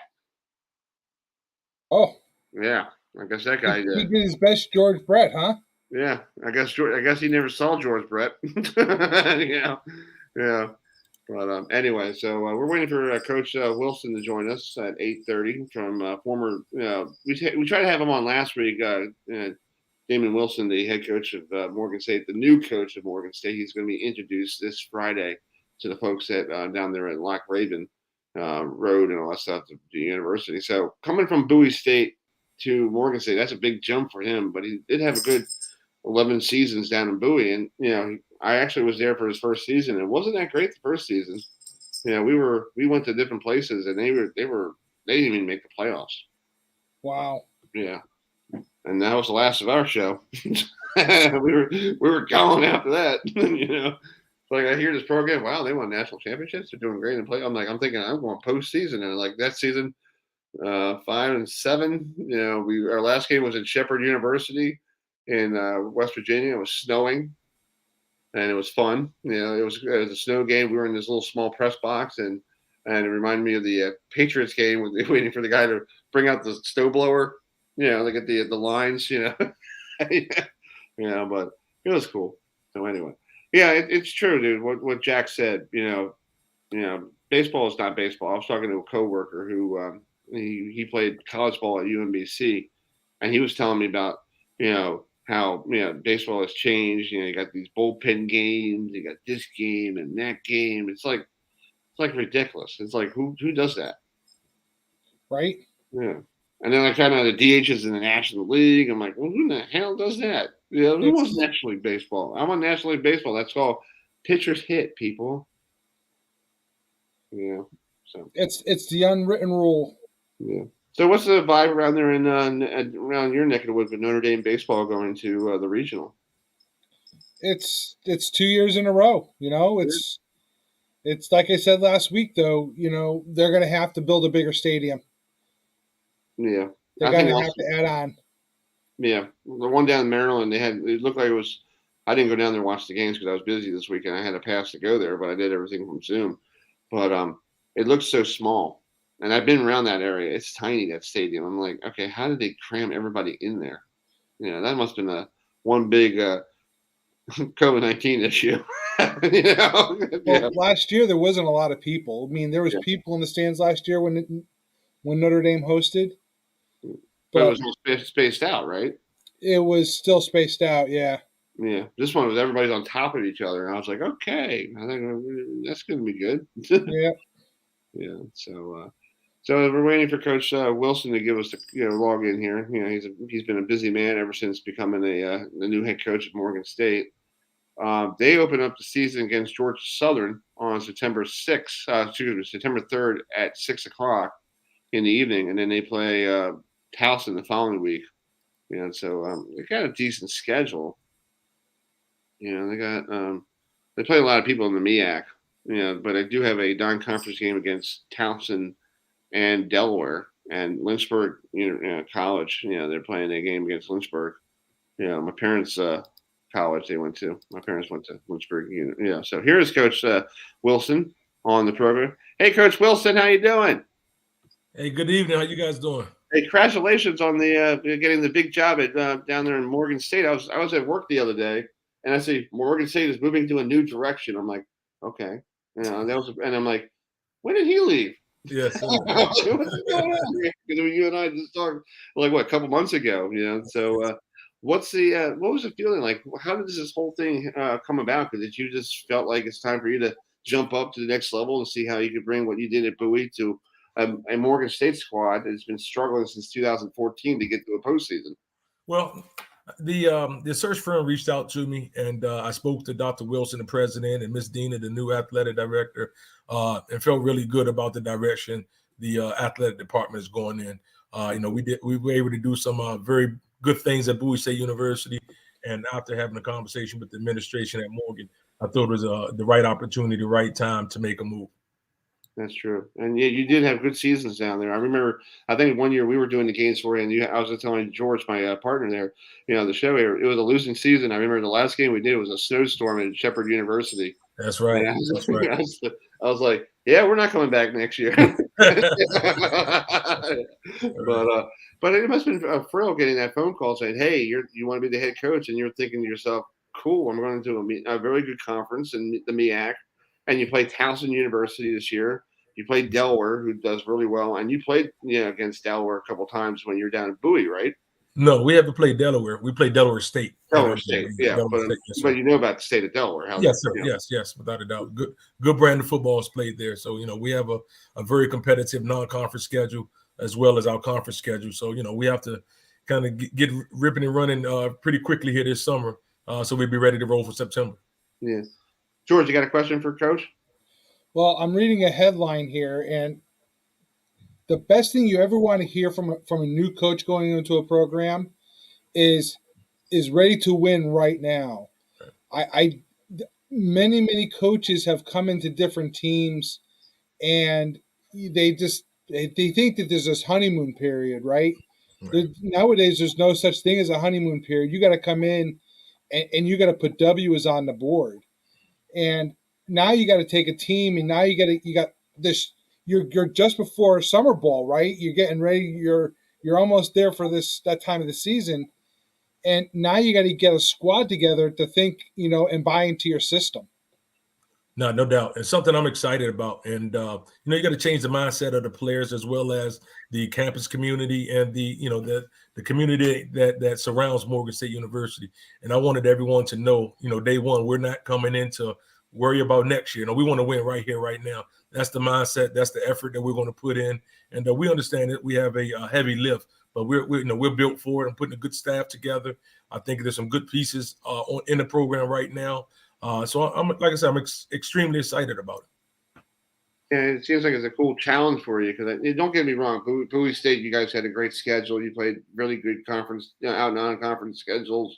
You got a chance to play some other teams like Sacred Heart and Wagner one year. You played Wagner, 1 year. That was pretty cool as a But you're getting yourself into a MEAC conference that's very good for football. You got South Carolina State, you got Delaware State who does really well, and then you have other schools. So have you taken a look at the MEAC and go, okay, these guys look similar to that team I saw last year when I was at Bowie? Have you started looking at stuff? Well, I'm very familiar with the conference. I'm very familiar with the conference, understand what type of football is played in the conference. Right now, my attention is on Georgia Southern. That's who we open up with, and I have to have the team ready to play that game. I have a lot to do, a lot to learn this summer about our ball club before we start camp in August. And that's where all my attention is right now. So I'm not looking down the line. Right now, we're going to be the best Morgan State team that we can be until we come on to in September and play our first game. So we're working on campus right now to get prepared for our first game. Yeah. So what was the reaction like with the players? Have you had a chance to talk to them yet, or are you going to talk to them Friday after you got introduced this coming Friday to the public? Well, I had a Zoom meeting with them, so I haven't met the team in person yet. I had a Zoom meeting. Those guys are pretty excited. I've been on the phones with the guys every night, talking to a different group of guys. So it's definitely an exciting time for them and for me as well. Like I said, I'm learning the guys through the film and phone conversations. So it's a little different versus being in person with them every day. But I look forward to doing that in the very near future. George, you got a question for Coach? I was going to say, Chris, you got up on the screen here, how Morgan State was 2-9 last year.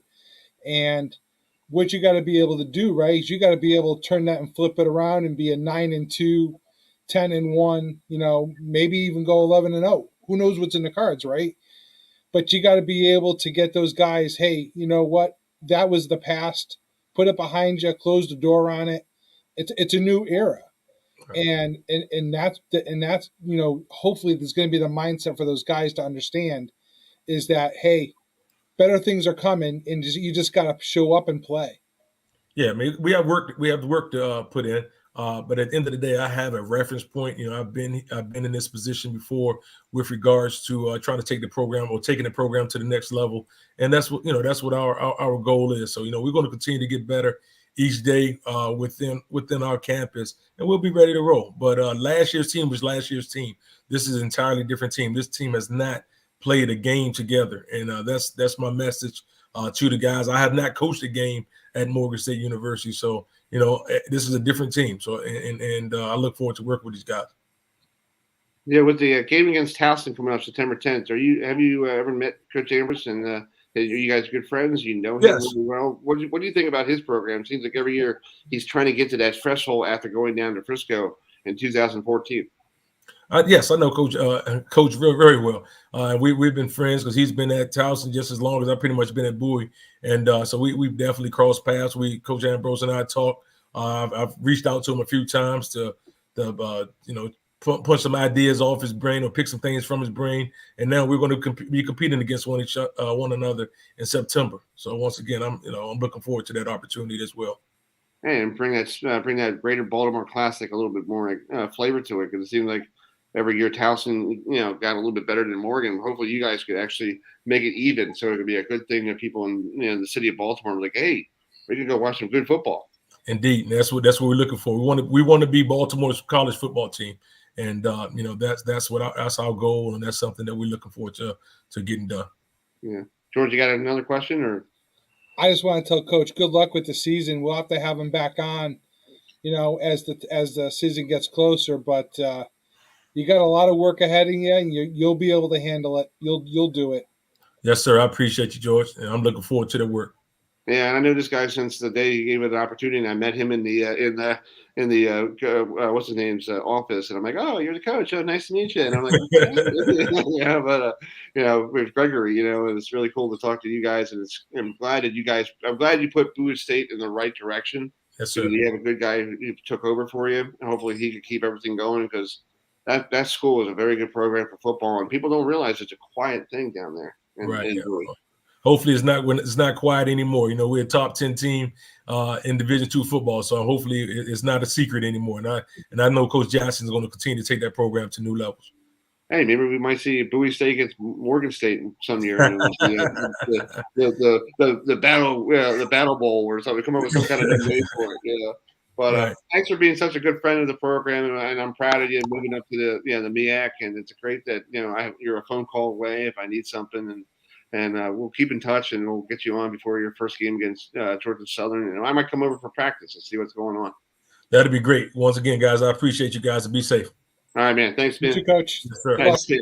Like, what a busy man, Coach Wilson. Yeah, he's been part of this program for years.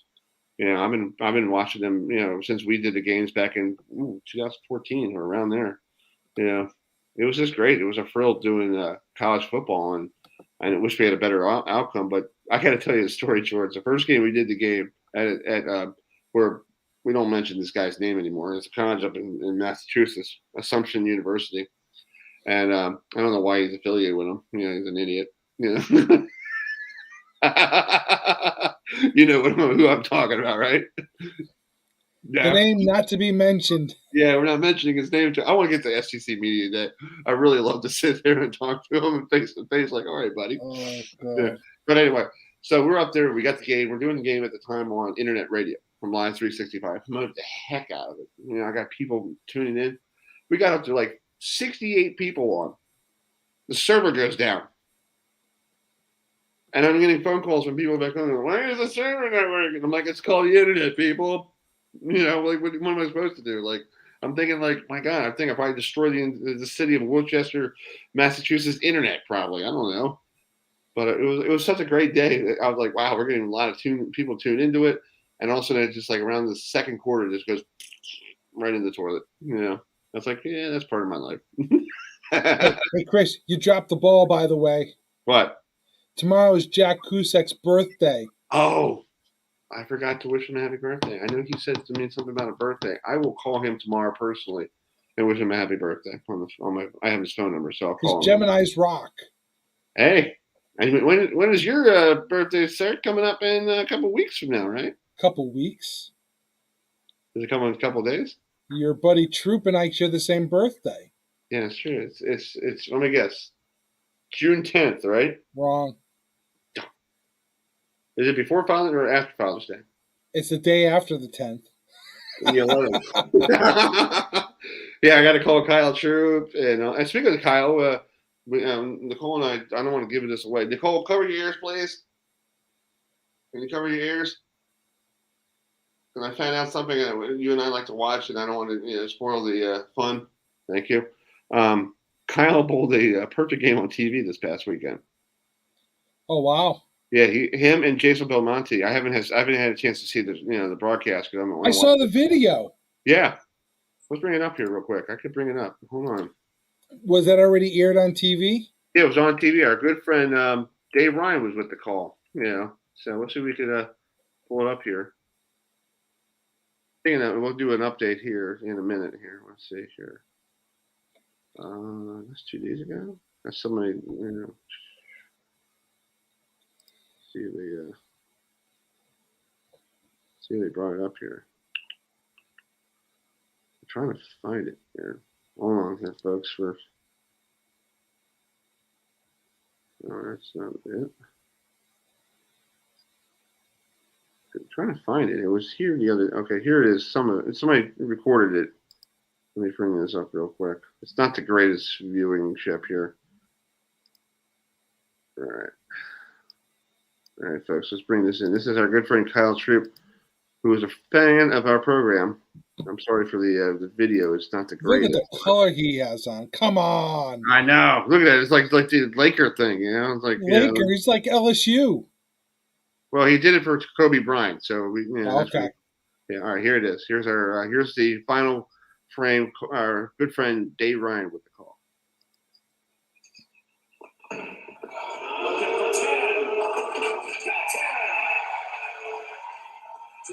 To go.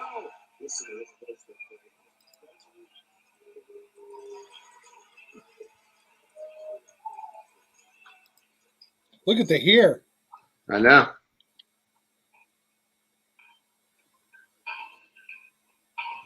more, and he becomes the 33rd player in PBA history to roll a perfect game on television. Thanks for the play-by-play, whoever that guy is.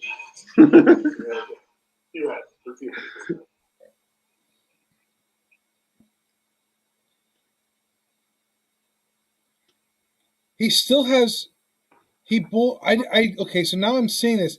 He bowls with two hands, but he still has fingers in the ball. Yeah, he uses the thumb as like to guide it.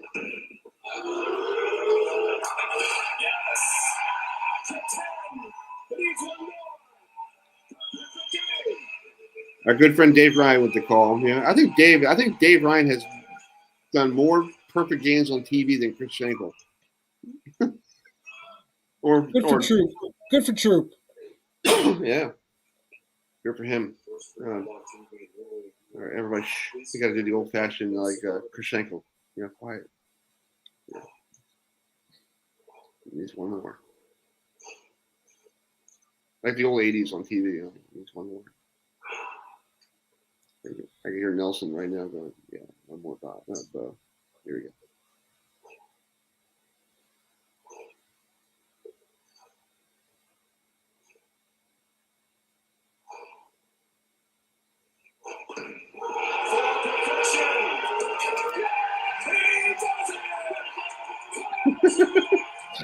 He did a Randy Macho Man. I know, I saw that. I was like, yeah.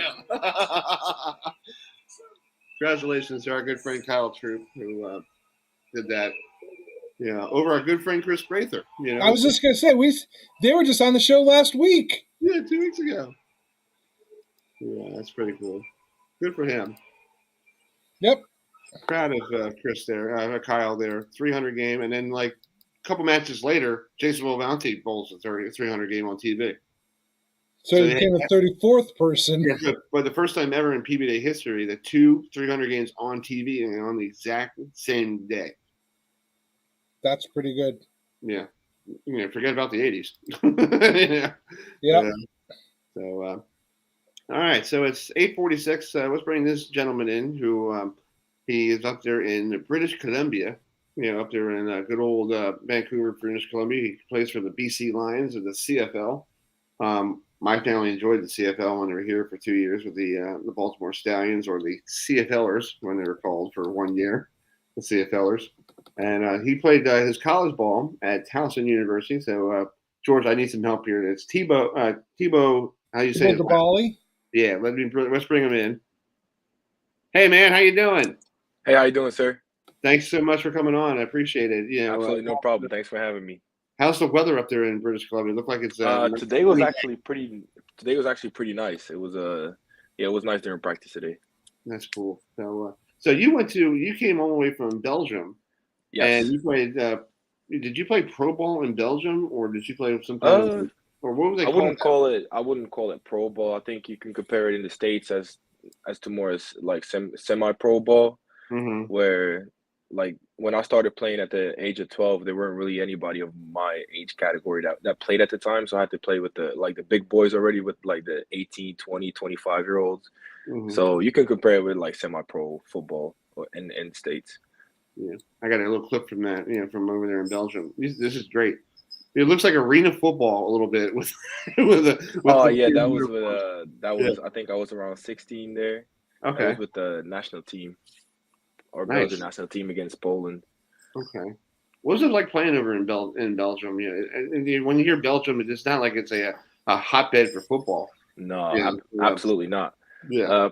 People who play football in Belgium, they do it just because they like the sport and they think it's like a nice hobby. I'm not gonna say they don't take it serious, but it's more as like a fun time, hanging out with your buddies and playing some football. It's not like a lot of film study or a lot of practice or anything like that. It's just more as a fun hobby that they do it. That's true. George, you got a question? So, what was it like living over there in Belgium and then getting recruited to come play for Towson? Yeah, so Towson actually didn't have a clue who I was before I showed up to Towson for the first time. I just showed up with at Towson, and I was lucky enough that my D-line coach was their coach, Konstantinos Kuzmakos. I just explained who I was and what my purpose of the trip was, and then he put me through like a 2-hour workout, and then the tight end coach at the time, he put me to like an hour and a half workout as well. And then after the workout, they looked at my film from Belgium, and they offered me. So they didn't know that I was coming at all or whatsoever. It was a risky move. Wow. So, but you did this whole tour thing, and I was watching your video. You did you went to State College, you went to see Penn State, you went to Towson, you brought your parents with you. What other schools did you go to? Did you stay in the area, or did you just say, hey, Nick Saban? No, absolutely not. So the organization I was traveling with, they had connections with Penn State. So we visited Penn State, we visited University of Albany, UMass, then Towson, of course, and Maryland, and that was about it. Nice. So, how big is your hometown in Belgium? Is it bigger than, let's say, we're in Cockeysville, Maryland? Yeah. Is it just like Towson? Is it a little bit bigger? No, but it's like more like there's a lot of farmland. Like we have like a little downtown area, but it's more like farmland all around, and I think around like 10,000 people. Whatsoever, like everybody knows everybody, to be honest. Oh, it's not really that big. It's like a Cheers. Everybody knows your name. You're walking through town, go, "Hey, I know you." Yeah, hey, something like that. Yeah. So when you were growing up over in Belgium, before George asked a question, did you watch a lot of? Did you guys get a lot of NFL games, or did it be like, or was it on tape delay? Was it on like, how did you guys all decide like, hey, NFL is great, Yeah. So back in the day, we had this channel that we had to subscribe to. It's called ESPN America, and on that channel, we were able to watch college football. And the reason why I got involved into American football is because my dad and his two brothers, they played it in the 80s in Belgium, also as a hobby. They thought it was a fun sport, so they played it for a couple of years. My uncle actually played until he was like around 50, and then his knees just gave out, and he had to stop. So I was always around the sport. From a little kid, I was always going to my uncle's games, just watching a couple of games with my dad at home. So I was always around the sport. But from a young age on, you can't really play football, American football in Belgium, because there's just no teams. So that's why I had to wait until I was around 12 to join my local club. Oh. So it's almost like a local, like you said, like a local club. So all these little towns in Belgium have local, like almost like soccer clubs, like little soccer. So clubs. it's usually it's like so. Almost every little town in Belgium has a soccer club, because that's the most popular sport. But usually it's like the bigger cities in Belgium have a football club, an American football club as well. Like Brussels has like 2 of them. Then like Antwerp has a couple of teams as well. And then the big city around me was Austin, and they had a team together with another city, which then split up after a couple of years. And I just joined the team in Austin. Austin is like 15 minutes away from Bruges. I don't know if you've heard of Bruges. It's a pretty like popular city, like historical city in Belgium. So yeah, almost every big city in Belgium has a football team. That's cool. George, you got a question for everybody? So I gotta go on a serious note for a second. So Tibo, with everything that's going on over there in that part of the world right now, what's it like over there? I mean, it's got to be kind of scary with what's going on today. In what sense? What sense do you mean that? Well, with what's going on with Ukraine and Russia, how the whole. I mean, basically, Europe's kind of trying to figure out what's going to go on. Just not what's going to go down in years to come. What's going to come in the next set of months? Because it could turn scary, more scary. Yeah, it is, and Ukraine is, luckily it's pretty far from Belgium so far, but we're already seeing like the impact of what Russia is doing to Ukraine, with Ukrainian refugees coming over to Belgium, and they're looking for shelter, and the Belgian people are doing a great job of helping those people, giving them housing, giving them clothes, making sure that the kids have food and all that stuff. So we're not really seeing like the violent impact like Ukraine is having, but we're seeing like the aftermath of people fleeing their home country just to like survive and not die where they grow up.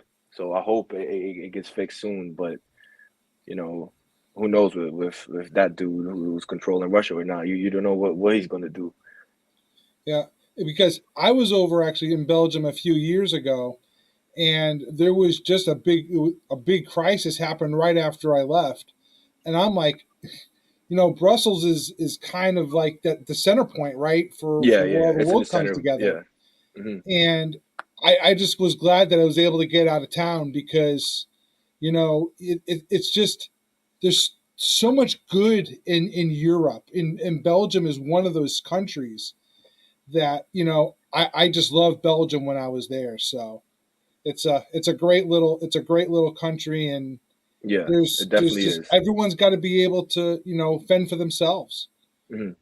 Yeah. Yeah, it definitely is a great country. And I realized that coming to America as well that I didn't know before. Like at my college, there were like lunch ladies taking care of like the dining hall. They work until I think one of the ladies, we called her grandma. She was 85 years old. She was a very, very sweet lady. She did everything for us. But in Belgium, you'd never see that because there's a whole system in Belgium where you can retire for sure around like 60 or 65 years old. And just those little differences between like a country like America and Belgium just shows how good of a country Belgium is. And a lot of people in Belgium don't really appreciate that because they say it's a small country, it's a boring country, but that's because they haven't seen it any other way. And also with like the health insurance is really good. And I'll tell a lot of people that it's hard in Belgium. Like in some poor countries, people die because they don't have any food. In Belgium, it's really, really hard to die of hunger because there will always be a safety net for people to get food or to get money. So yeah, I like Belgium a lot. And then they should apply this to the States because even like a lot of Yeah. people here, around here, like, oh God, Mhm. they jacked up the price of gas. You guys are used to gas at $6 a Yeah. gallon. Like it's like, Mhm. come on, people. It's like, listen, Yeah, it's true. that's pocket change for you guys. Yeah. Yeah, but Well, Chris, they get gas by the liter over there, I believe. right, Yeah, it's It's, by right, the it's not liter. by the gallon. Right, by And when liter. you're over there, and I think it's called ESO. Mhm. ESO is not cheap, Chris. I mean, No. for years when I traveled international, it was not surprising to see gas $2.25 a liter. Mhm. So exactly. So your first game this weekend is against your old team that you came from. Yeah, The against it used to Edmonton. be called Yeah. the Eskimos. Now it's the Elks. Yeah, the Elks. Yeah. Great. The Eskimos. I think there's nothing wrong with the name Eskimos.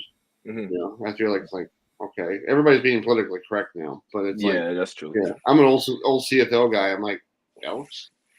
Like who the hell? Yeah. Are A lot of people still in Edmonton, like the locals, they still call it the Eskimos, and yeah, a lot of people it's still a household name in Edmonton. Yeah. So talk about Dan transition. You were there last year, and now Yeah. you're in British Columbia. So Mhm. how was preseason football? Because you guys last year didn't have preseason. Yeah, didn't have any You didn't preseason. play until August. You didn't play until August.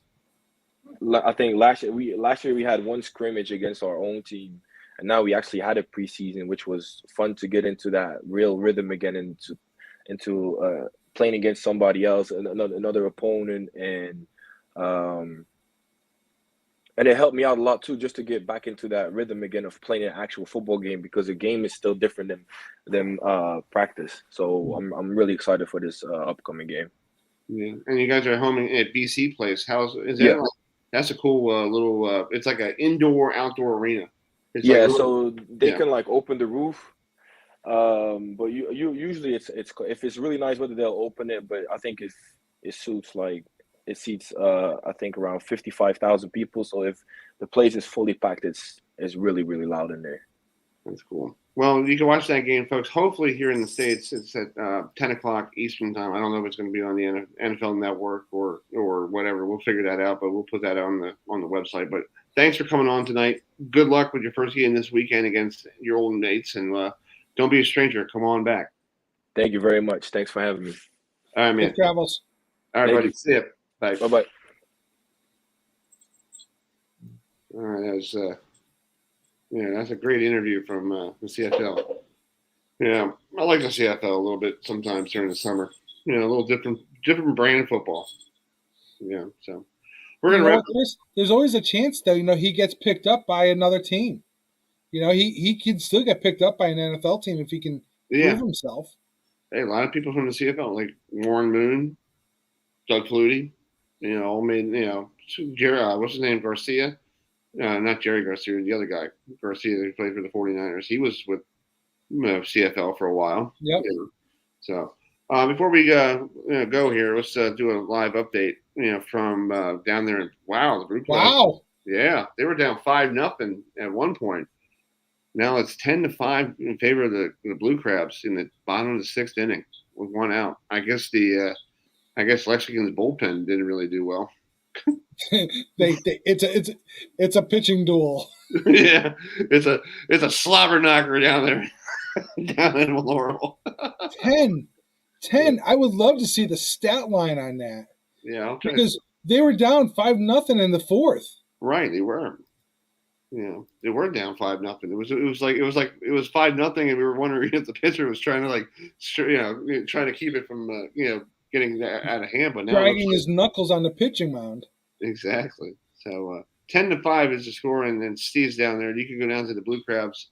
They're home all week, so it's a very good, cheap, affordable ticket for anybody who wants to go watch some baseball in Southern Maryland. There's a lot of baseball around this area. Like the Frederick Keys started their season this past weekend. I'll try to get out there for some games this year and talk to Joe Oliver and all those people. Former Cincinnati Red. That's pretty interesting. A Red player in Frederick, Maryland. But okay, So let's see if he hits a dinger here, Chris. Yeah, we'll keep us on here real quick. We'll see if he. We'll be like MLB tonight. It'll be and the dingers. Oh no, I think he struck. Yeah, did he strike out? Yeah, he did. Somebody's not doing the count right. Someone didn't get the count right because it says it's 1-1. Yeah, and the guy's gone. There we go. 2 outs. She's like, I'm going home. Yeah. What's that guy from Little League? I just hit dingers.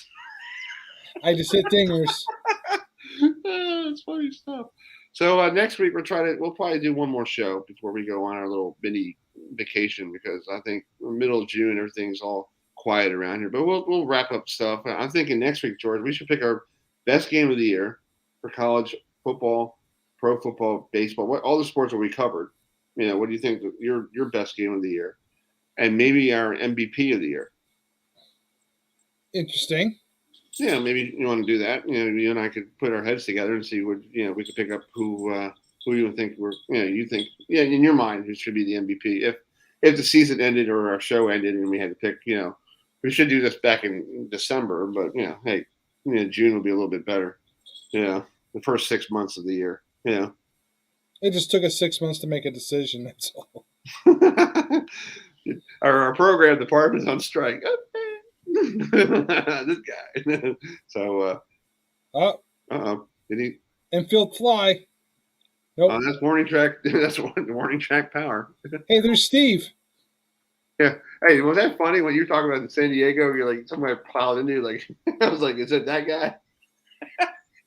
Chris, that was my. And then what I didn't get a chance to tell you was, my daughter's like, Daddy, how come you didn't catch the ball?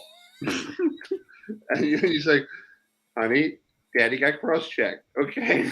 Well, she saw that on ESPN, and she still questioned me why I didn't catch it. Jeez. That's our competitive. That's our competitive edge. Did she tape it and use it as motivational speaking for you? Yeah, right. Yeah. This is what you did wrong. Yeah. This is what. Yeah, you're out of the family. What? What do you mean? What do you mean? Yep. So, well, I'll talk to you this weekend because I know somebody's going to celebrate a birthday. So don't worry, I have it on my phone.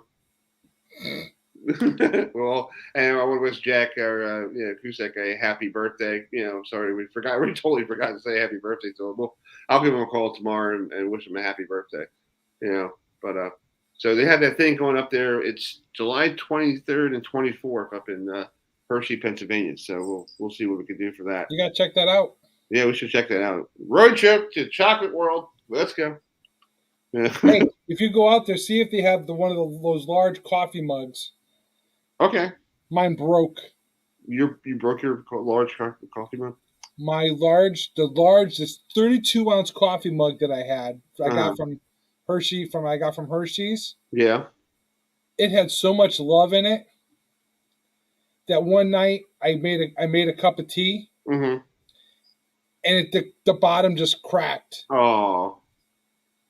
And you're like sitting there going, I'm not going to work tomorrow. Yeah. I'm not drinking tea anymore. I'm not. I miss my. That's a grinder right to the shortstop. All right, I we're miss doing that. my 32-ounce mug, and you Yeah, can't find them anymore. exactly.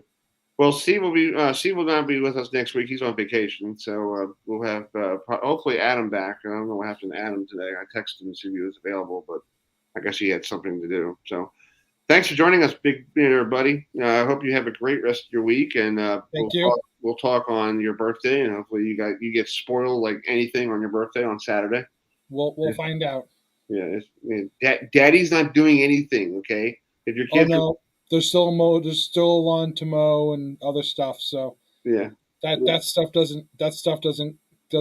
So if your daughter's watching this program, Daddy's not doing anything on Saturday. It's his birthday. No. And then next weekend's Father's Day.